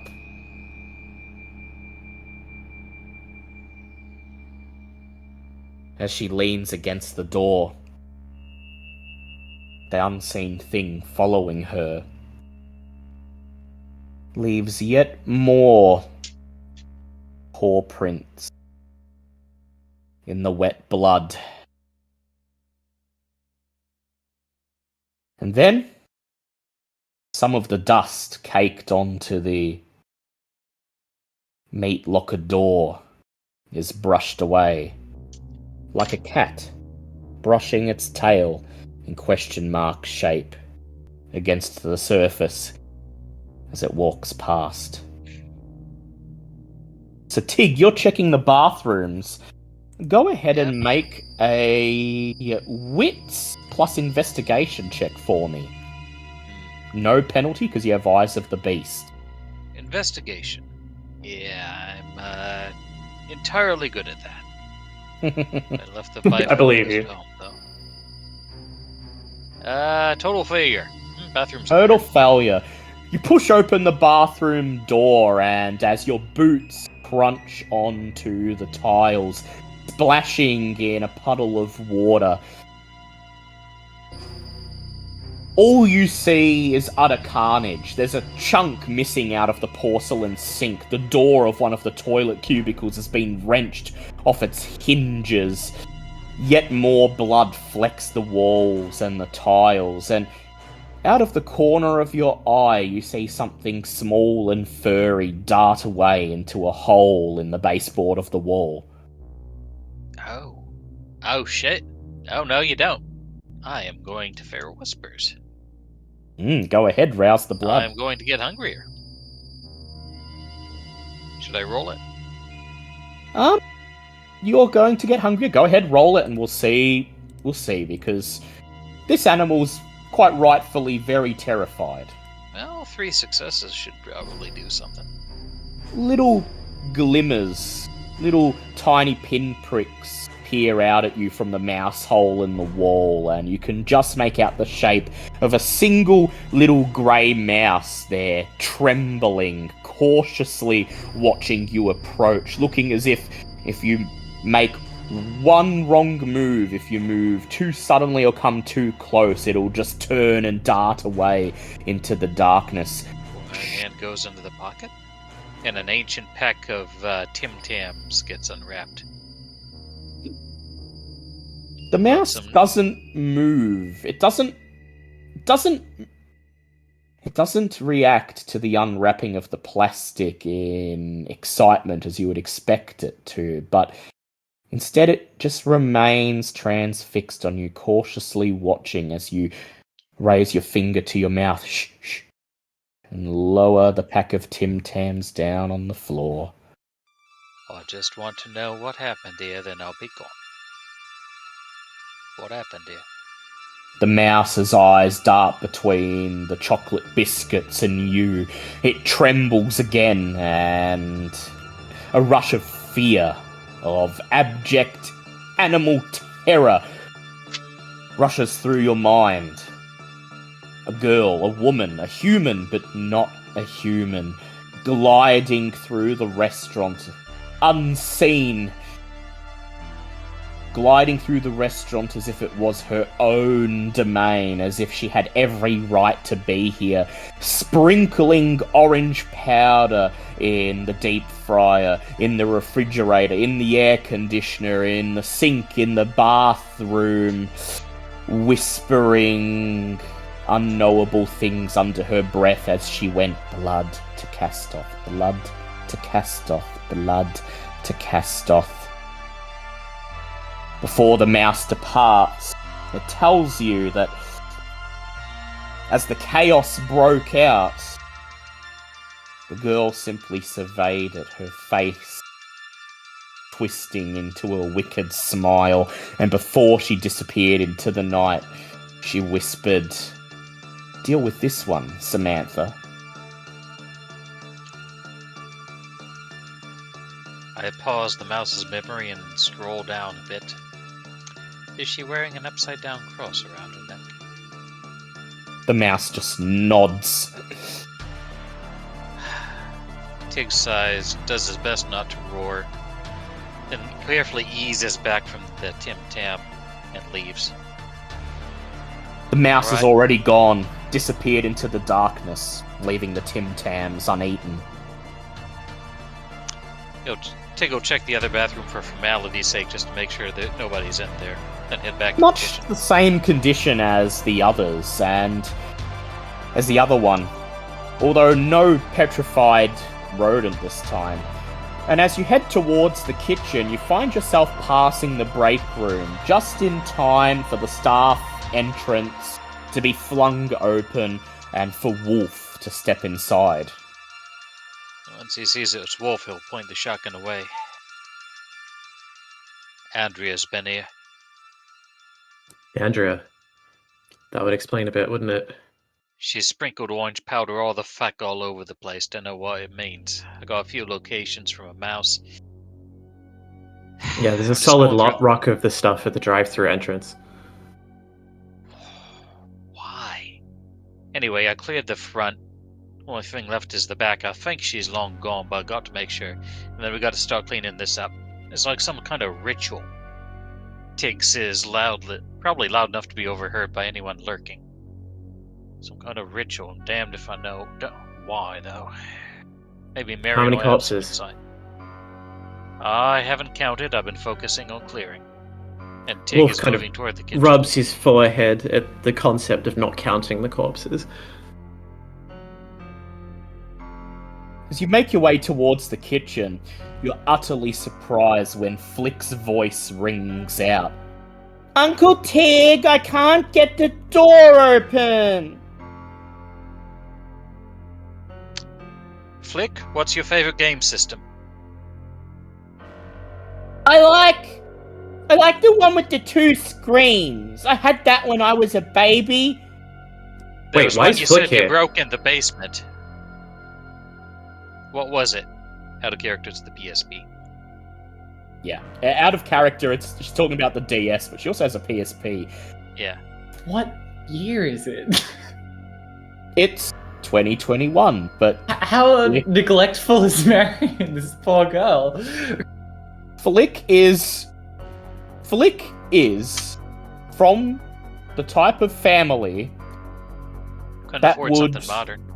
that can't afford a modern game system and are probably so overworked that when their daughter goes missing and becomes a vampire, it takes them like a full day to notice. Alright. Gotta get her a Switch. Don't move nowhere, Flick. This could be a dangerous place. And Tig will bustle over to her. You followed us, didn't you? Wolf, do you follow Tig? Yeah, absolutely. And he calls out to Marion outside. Marion! Your daughter's here! She what? I thought she was trained. Oh, and you might want to turn off that sign if you're not going to be watching the parking lot. Marion, just hang on. How accessible is the interface of the sign? It's just hung up on a hook on the other side of the door. You literally just pull it up, toss it away, or flip it over so it says closed. Yeah, she's just gonna turn it to be closed.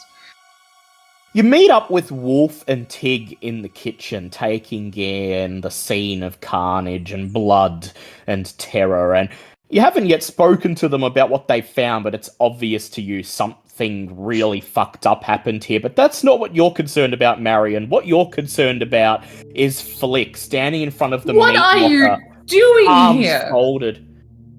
Said we'd go out tonight. Later tonight.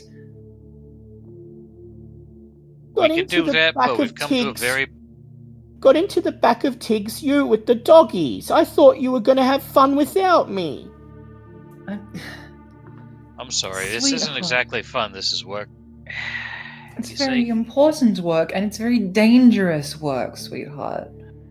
Andrea, dude. What? Oh, you that cut out. Sorry. Did Andrea do this? It's looking like she did, yeah. What makes you say that? Because She looks around and then she frowns in puzzlement. I don't know. Just have a feeling. Because when she was with me, she kept saying that blood would... She had to create blood. She was getting blood for me, remember? But I wasn't the only one.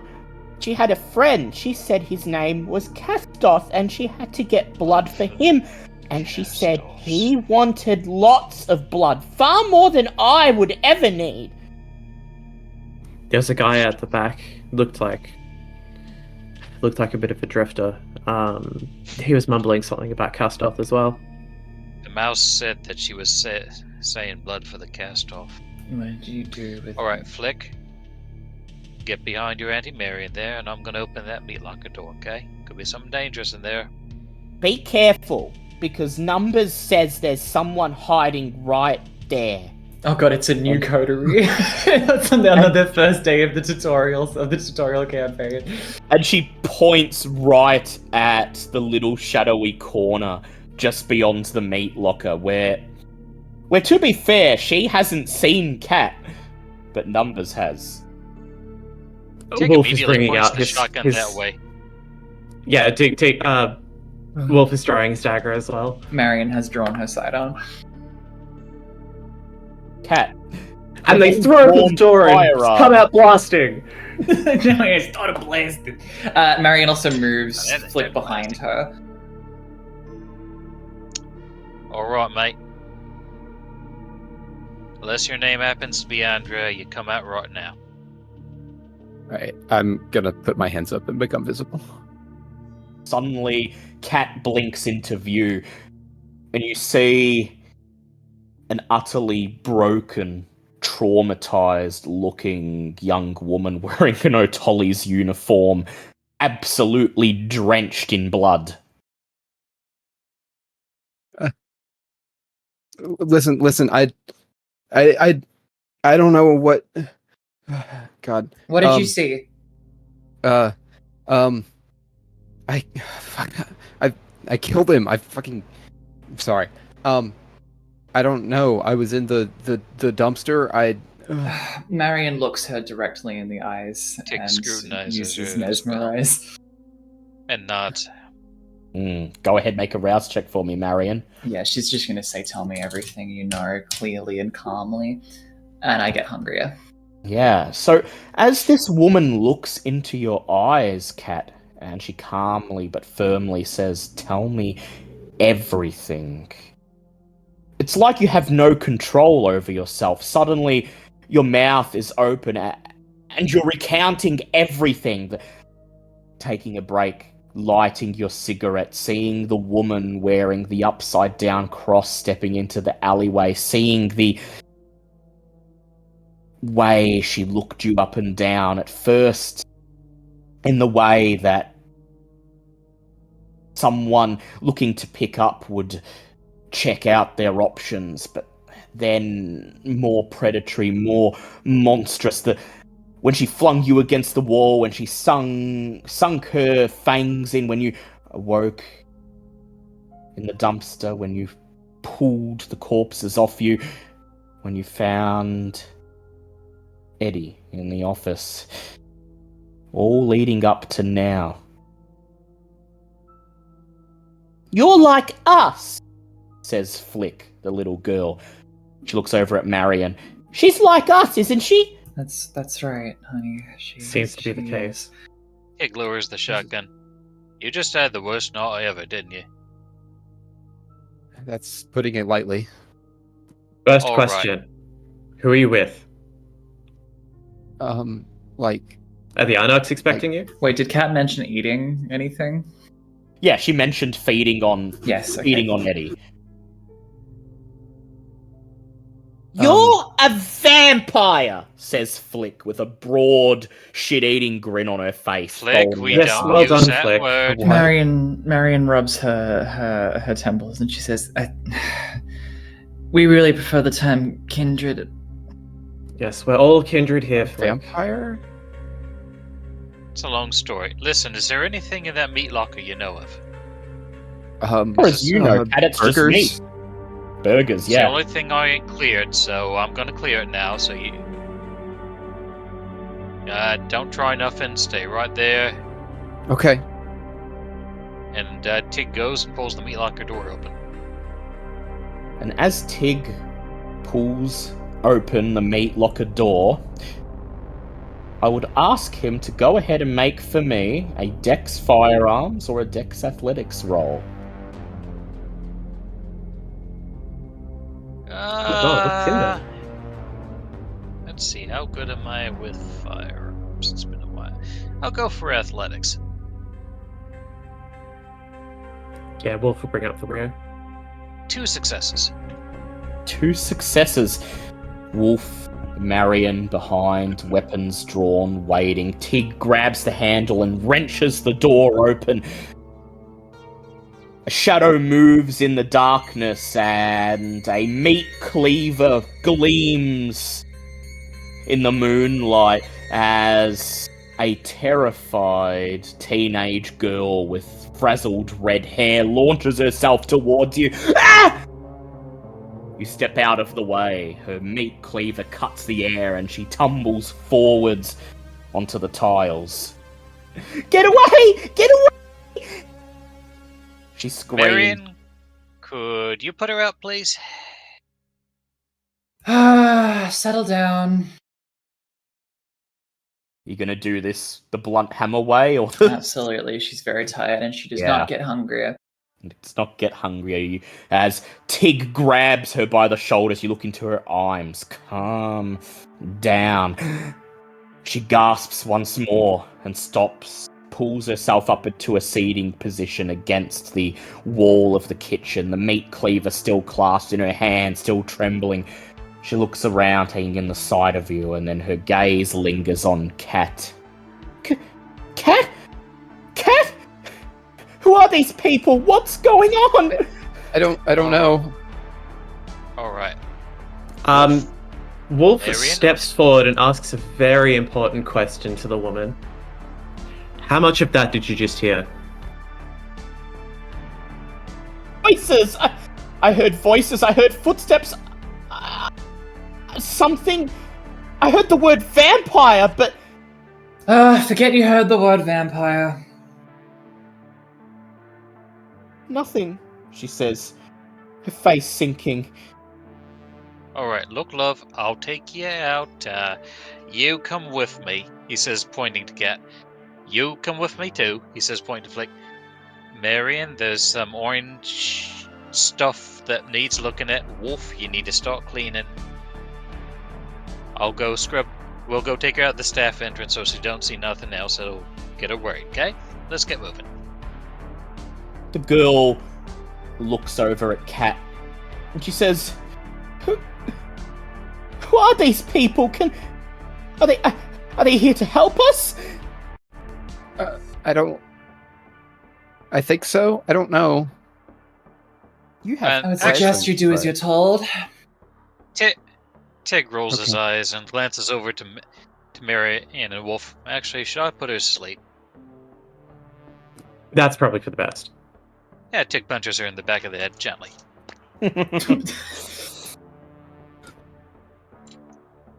She gasps, falls forwards. Catches her over his shoulder. All right, let's have a talk while they clean. Marion, Wolf there's is- some occult orange shit you probably can do. It's like rituals. I don't know. Wolf's got the details. Oh, and the mouse said it was a here, there, and there in the restaurant. Yeah, Wolf is going to start making his way to his very special boot, trunk of his car. And Okay. along the way, just announce to nobody in particular, Samantha needs to know about this. If she's not with the Yeah. Anox, and she doesn't know what's happening, you know I'll protocol. take care of I'll that. make the I'll call. take care of that. No, Elaine no, I'll programmed make in a the button. call. All I gotta do. I'll you'll make the call, Tig. Thank you. All right. Thank you. Uh, Sorry, I'm in a mood tonight. I apologize. Flick and your name was Cat, right? Come with me. That's right. We'll go smoko and I'll explain a few things.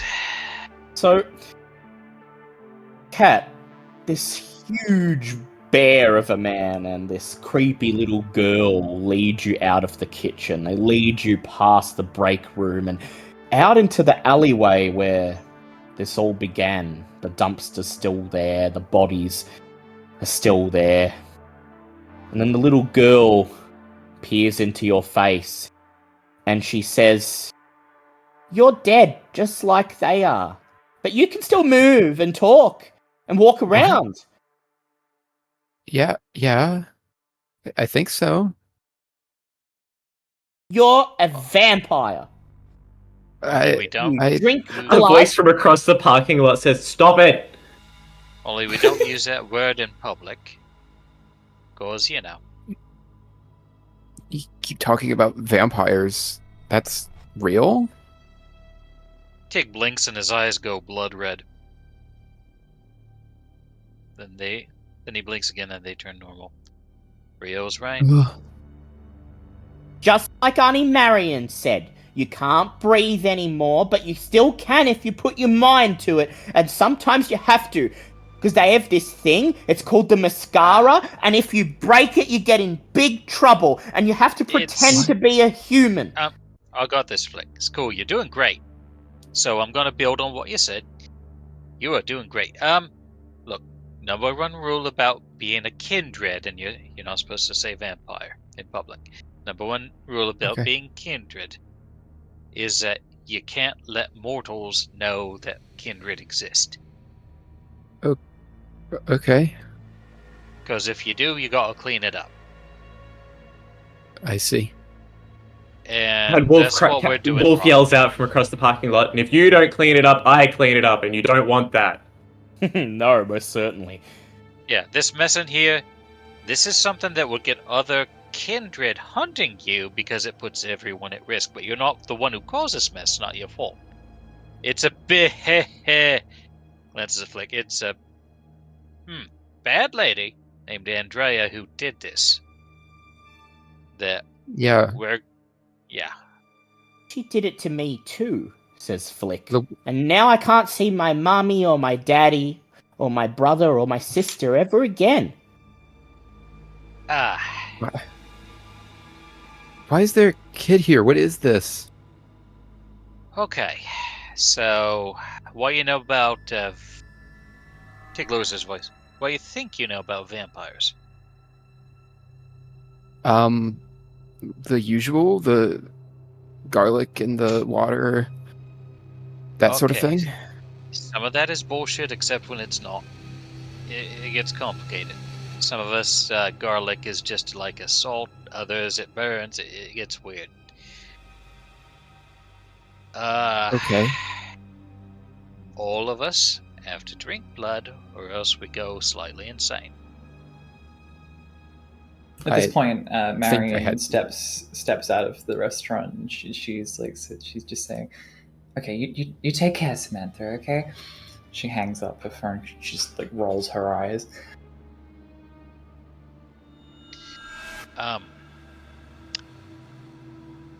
You have to stay away from the sun, or else it'll turn you to like puddle of goo. Probably not ash. You're not old enough for that. I see. Fire hurts like a son of a bitch. And will kill you. Same as the sun, just not as quickly. Everything else you can heal from. Except for maybe losing your head. That'll kill just about anyone. Yeah, but I'm stuck like this. Tig, you're overloading the poor girl. Am I? This I'm forever, says Flick. Sweetheart, what was your name again? I'm Cat. Short for? Katrina. It's a good name. Look, honey, I know this is a lot to take in. For now, just focus on getting through tonight, okay? You can stay with us for now. We're gonna look after you. Yeah, this is Okay. actually our job, is helping out. Orphans. Call it that, yeah. For I'll life. fill you in with the specifics later on. I'm Flick, Okay. and that's short for Felicity, says Flick, Oh, grinning broadly. Tig Dunson. He offers a handshake. Nice to meet you. Remember what Felicity means, Flick? Sorry, I ratted you out. I'm not a snitch.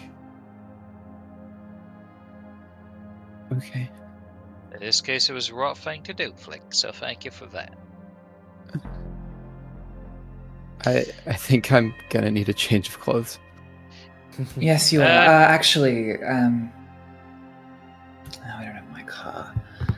No, you can Hold call on. your car, though. There's enough time. I mean, I got some coveralls in the ute, but they'd fit you like a tent. Also, the dogs whittled on them. What size are you? Wait, what are we doing? Wolf has a change of clothes. He probably does. Yeah, Wolf's already inside the building cleaning up. Yeah. I haven't rolled for it or anything yet, but Wolf, actually, what pop time your is trunk it? for a sec. Tell us where you keep the. Tell us where you keep the spare clothes. It's early night, for the record. You see just like a pair of eyes behind the blood painted window, and a bloop bloop before they disappear again. Like a few minutes later, there's like just a pair of tracky pants and a t-shirt like neatly folded sitting on one of the desks in the break room. All right, gonna give you some privacy to change. You're not gonna do a runner, are you? I don't know where I would go. Okay, because your best odds are with us. All right, give you a few minutes and meet you out front again.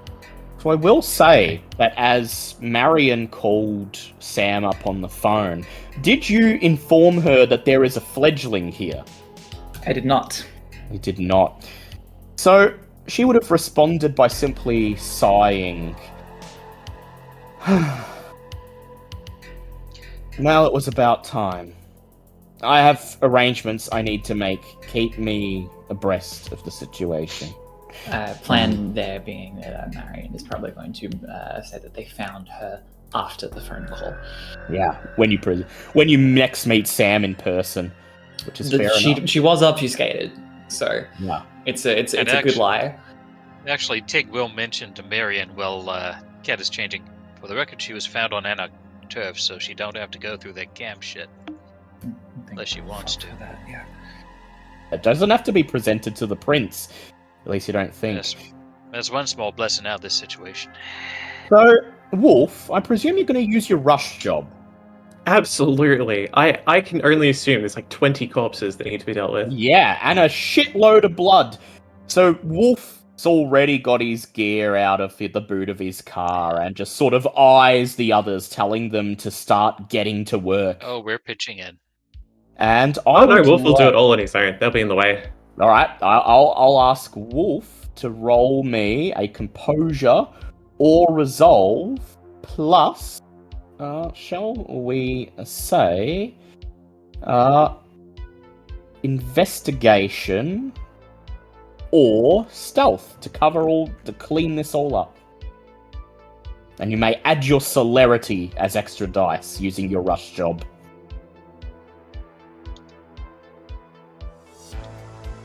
That is this shouldn't be a messy critical 7, should it? Messy 7? Messy 7, you're at For a rush 2. job? Would you like to spend willpower to re-roll your non-hunger dice? It depends on whether this actually will be a messy or not. That would be I a messy, will. Yeah, that would be a messy. Okay, I will re-roll some then. Messy 10. Messy 10. Wait, So, did you re-roll or did you avoid messy on the bot? No, I just clicked re-roll, but it No. didn't change my hunger dice anyway. Click avoid messy. Yeah, you have to click avoid messy. That's It's too a late separate now. roll for that. You just re-roll the successes. Yeah, it's too late now. It's already grayed him out. Alright, so I'll just take it, whatever. you start to get to work. You get to work cleaning up perhaps the biggest mess you've had to in many, many years, Wolf. To be fair, this time it is not the coterie's mess, but an entire staff of a restaurant, an entire building caked in blood, strange occult materials, infernium scattered around. There are so many things to deal with, and you have approximately half an hour in which to get it all done. You're moving like a blur, scrubbing, dragging the bodies away, piling them up in your car, barking orders to the others to grab this, grab that, and it wears on you. It wears on you. Your beast begins to groan with impatience. Always cleaning up after them, always cleaning up, and never, ever do we get appreciated for it. Every time they make a mess, always clean this, clean that. And your compulsion activates. Urged to punish a wrongdoer, you must slake 1 hunger from anyone that acts against their own convictions. Oh, I actually took a different one. I have noxious blood. What do you have? Noxious blood. Well, that's your bane, I believe. Oh, actually, I don't think I wrote down my... Your compulsion... I'll just take that one then, sure. Is judgment. Urged to punish a wrongdoer, you must slake 1 hunger from anyone that acts against their own convictions. Failure to do so results in a 3 dice penalty to all rolls until the compulsion is satisfied or the scene ends. Make them pay you in blood. Find out who made this mess and make them pay. It's only fair, says the beast. Only fair that they pitch in the fucking gas money. But you manage to get the job done. Manage to clean, manage to drag the bodies away, pile them up into your car, scrub the blood, remove all traces that anything went wrong here. When it's done, there are 2 questions, 2 more things that need to be dealt with. The Infernium, and the red-haired young teenage girl still out cold, lying in a heap in the passenger seat of Tig's ute.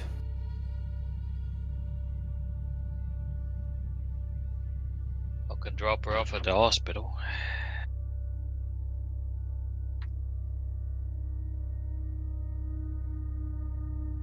What do you think, Wolf? Oh, sorry, I was muted. Yeah, Wolf barks to Marion. Scrub her mind. Do it. Okay. Yeah, she's gonna You kneel down, you peel open the girl's eyelid. Look, just so you're aware, this only works for a short period. I can't guarantee she'll lose everything. Wolf produces his knife. Do better. Okay, I understand. I'm going Wolf. to. Can I roll to make this potentially more useful or something like that? Yeah, I'd like you to rouse the blood first of all. Yep. And then roll me Success. your resolve or composure plus your dominate. Okay, I'm going to boost as well. I get hungrier, so I'm at 4 now. And I'm going to roll the girl's willpower. Which she doesn't have a lot of, to be fair. So 4 successes. 4 I'm successes? gonna re-roll that just to be sure. Just to be sure. 6 successes. 6 successes. 6 successes to her, 3 successes. Okay. The girl murmurs, stirs in her sleep. You let go of the eyelid, it drops back down. She won't remember anything tonight. She'll wake up somewhere, think she's overslept, think she's missed work. Then she'll get the phone call.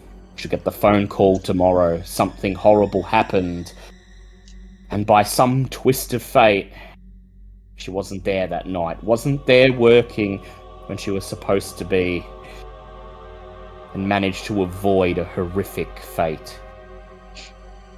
Oh. Yeah, it reminds me. Tig pulls out a card, looks at Cat. Do you live with anyone?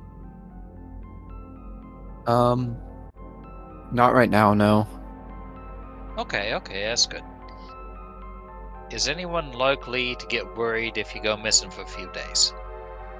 A few days? No, probably not. Okay, that's good then.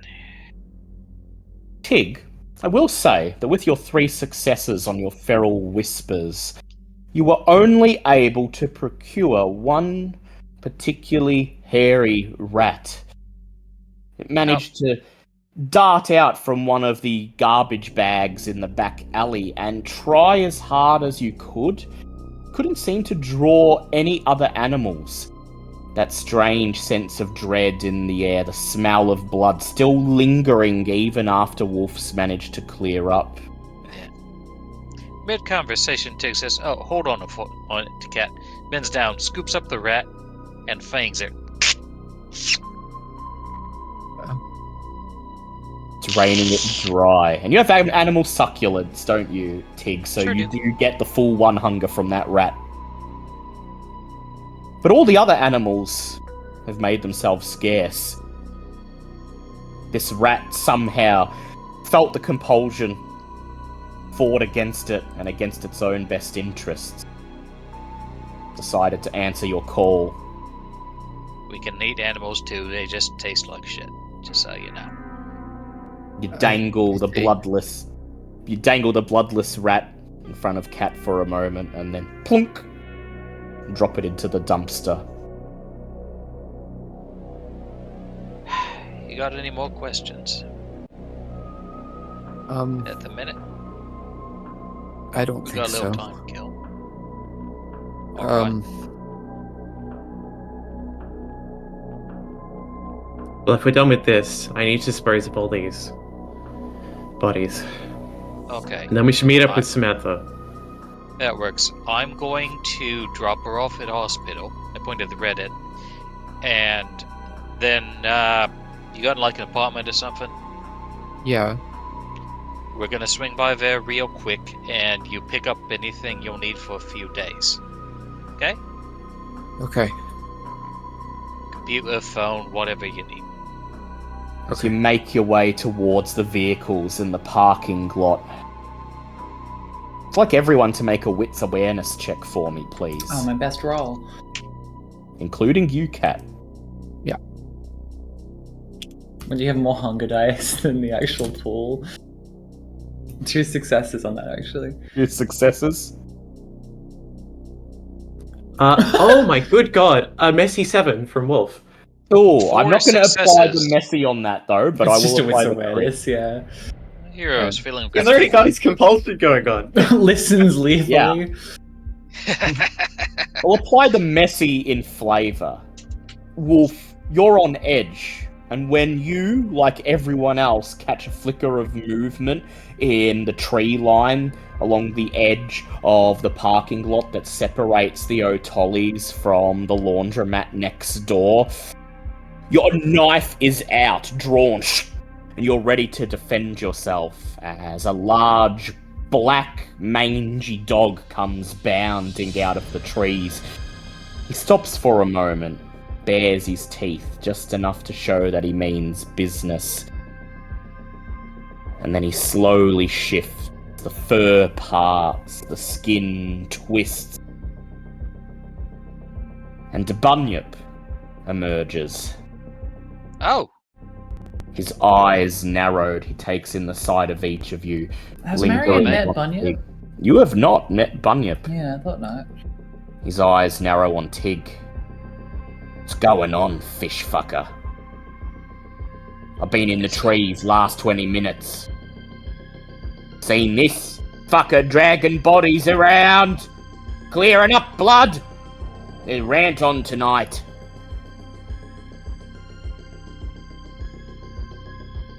yeah.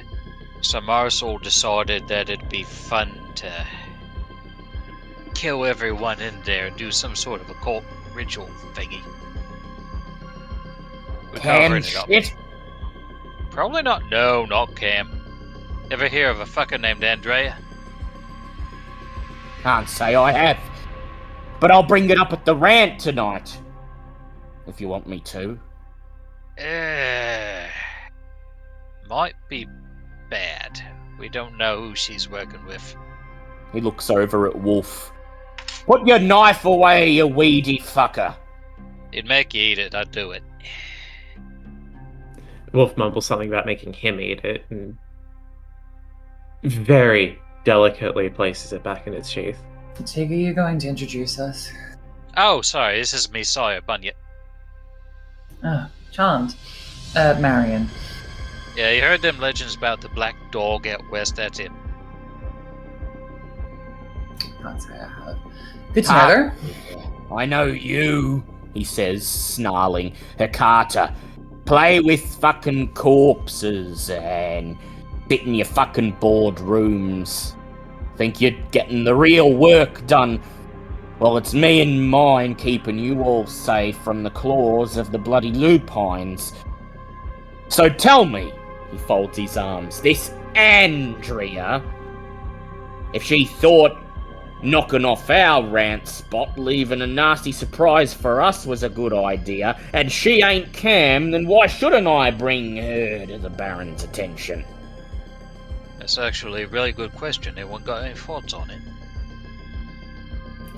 Can I, roll politics on that?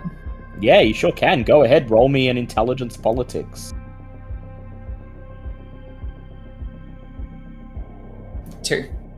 2.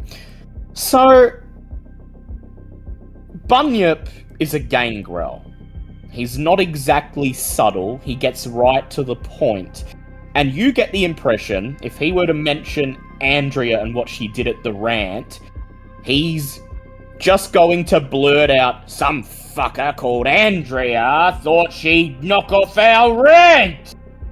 And there's not going to be much more context to follow that up with, and there's a good chance a lot of the Anarchs will probably think it's some member of the cam trying to pull some funny business. They already know that Prince Aveline's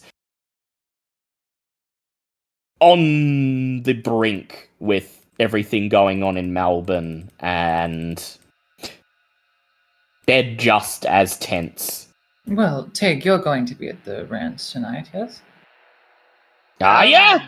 says Bunyip. Truth is, I hadn't planned for it. She's like we looking could- him in the eye pointedly. We could ask Bouncer to bring it up, as Tig stares over at Bouncer, who's been... Bouncer's been at her club the whole night, but you could emphasize that you'll contact Bouncer about it.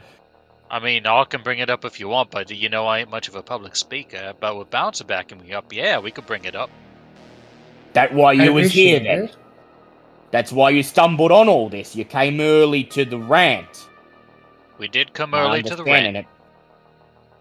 So why'd you bring along Carter and this weedy fuck? And he looks over at Kat and he says, "Don't know who the fuck this is, but she ain't no fucking Anarch I ever seen."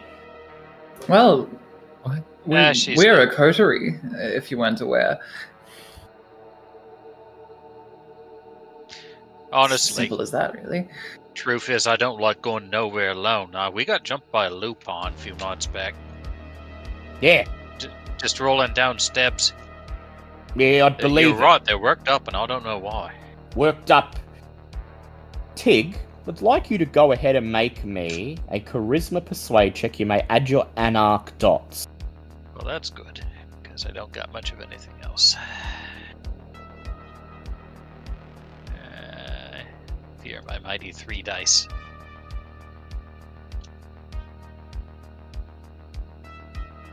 One. 1. Woohoo! Well, he peers over at Wolf. Why was this skinny fucker cleaning everything up? As far as I know, it'd only be cleaning up if that bitch Sam told you to do so, which means whatever happened here could cause problems between the cam and the Anarchs.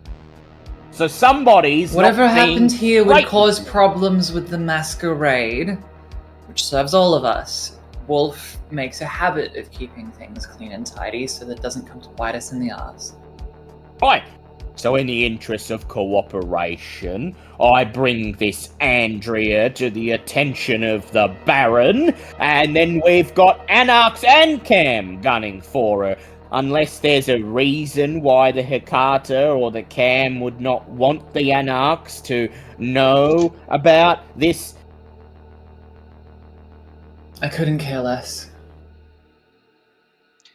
The only thing, Tig says as his one brain cell struggles to make sense of it, the only thing I can think of is that she deliberately did this here knowing there was a rant here. So, it's like dumping a trophy in somebody's backyard. It's like they're calling you out, trying to get you angry, make you act without thinking. Feels It's like only- Cam shit to me. Except she ain't. Sam hates her guts, hates her like poison. He looks over Not at bad. Wolf. You, Mr. Cleaner, Mr. Sheen! Squeaky clean, Mr. Sheen. You ain't spoken up on this. Why were you cleaning up all this shit? You ain't an Anarch. I ain't even fucking seen you before. Because I work for Sam, and this is a problem for Sam. If it's any constellation, Bunyip, none of our members of our coterie actually identify with the Camarilla. True. Ain't heard much from that Val, that Harpy, and that Yeah, it's got me worried. that Mitch. Mitch guy. Well, Mitch seems to be otherwise preoccupied. Last I heard, he's become patsy for one of your Primogen. hands up his arse so high that we puppeting him that we can see his fingers whenever Mitch speaks. It's sickening his wires. Point being, none present and accounted for. Give a rat's ass about the cam. I'm going to make this perfectly clear. This is a message for Samantha. I've cleaned up the mess, and I'm going to bring it to Samantha's attention. But we This is should not a definitely... message for you. Head wolf and make me a charisma or manipulate. Actually, make me a composure plus persuasion or intimidation check. All terrible. Hooray. And remember, 3 penalty dice because of your compulsion. Oh, I have no dice then. So you got 1 dice. You always get 1. Something just occurs to Marion, and she Total failure. Marion puts up a finger, like "Give me a moment," and she walks away from the group for a moment, and she pulls out her phone, making to be calling it, but she's actually going to summon Atticus. Yeah, it's a total failure for Wolf. The air Nothing. grows cold around you, Marion, as he arrives and waits for orders. Carry on the rest of that for now. I'll get to that in a second. Truth be told, we absolutely should mention it in the rant. It's just I don't know what we should do about it. This is some sneaky shit, and I ain't big on sneaky shit. Bunyip sneers. Message not for me, not for the Anarch, says this weedy little bitch here. Alright. Well, look. I'll take you at face value, Mr. Cleaner. Speak squeaky clean, Mr. Sheen. But if I'm gonna keep me lips tied about Andrea, and you're asking me child here, me good friend and mate Tig, to do the same, then I'm gonna ask you to do something for me. You understand? You agree with that? Depends on what it is. What it is I got someone I want to make disappear. That depends. Mortal fucker. Camps out in the woods trying to catch photos of the big black dog, a masquerade breach, and he keeps getting too close, and it's only a matter of time before the lupines find out how close he's gotten and use him as an in against me and my own. Oh, that? No problem. You'll do Consider it done. He's a father of 3. The masquerade is most important. He smiles. Good. You come to an agreement. God, you're a cold fucker, ain't you? Right. I ain't gonna mention Andrea at the rant. We got other shit going on anyway. Lupines fucking pushing at our borders, pushing into our territory, attacks all over the place, people torn to fucking shreds. We're building a war party tonight. We gotta find this lupine who's doing this stuff and put him in the fucking ground. You sure it's only one? Nah, can't be a pack. Can't be a pack because it's only one person at a time. Alright. One person, tear him to shreds, and we were gonna deal with it before the cam found out, so they can't, put it on us, say we're breaching the masquerade, and you and I, Tig, Gangrel, it's our job to put these things right. So I was duty. So I was the one who was gonna call the rant tonight, ask the Baron to give me some manpower, get some search parties out, cover all the Anarch territory, and we're gonna find this fucking mongrel dog. Yeah. Oh, Tick turns to Cat. Yeah, werewolves is real too, and they are horrible. Werewolves? Yeah. Just run if you see one. Okay. Sorry, that was just my favorite line delivery, perhaps, of the entire campaign. Alright, says Bunyip. You came here on Sam's orders, that much is obvious. I presume you gotta go report in with her, so off you fucking trot. Don't worry about the rant, Tig. If Sam's got business for you. You go and deal with it. But remember Thanks, the mate. arrangement we made with your little friend here, and you be careful, because there ain't no guarantees these lupine fuckers aren't about to cause trouble in the Cam territory, and if they do, well, part of Sam's coterie, you're the only gangrel they got. You're on the front lines. I know that. I know that. Thanks, mate. You got my number if anything comes up. Bunyip turns, makes his way back into the tree line, and you watch as once again his shadow shrinks down and he leaps forwards on all fours, leaping, scrambling up the side of one of the trees. You hear a howl, "Ooh!" And then he's gone. And then, Marion, your phone vibrates. So there's a message on your phone, Marion. It's from Samantha Stokes, and it reads, "Rain check on us meeting up. Sheriff Lucas has pulled favors. We're pressed into service. Meet with Prince Aveline at Elysium now. Nasty things going down." She's going to do so. First, she was asking Atticus to hang around, talk to anyone that might have just newly formed here, and get some information if possible, and keep an eye on the rant, especially with regards to mentions of Andrea. He will. "It's a legion recruiting ground," he says. "A veritable legion. Enough to march against Hannibal in the Alps. I will talk to them. I will tell you what tales they have." Do as you will. Excuse me, Atticus. I appreciate it. And she walks away, and she does relay the text to the group. You peer over at Cat. The fledgling's gonna meet the prince. Okay. Cat, you're gonna get a baptism of fire. Forget what I said about picking up things. We'll handle that later. Okay. Yeah, things are about to get very, very, very interesting. If anyone asks, you're a new anarch that we're showing the ropes to as part of Sam's tutelage. Okay, in Anarch. Okay.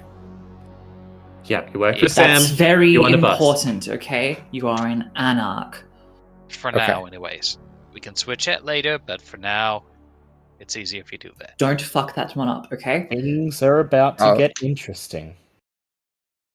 I'll do my best. Oh, and we'll leave we'll drop the red-haired lady off in an alley and call the cops to, say. On the way Can you to call the prince. cops and say, "Hey, passed a lady in an alley.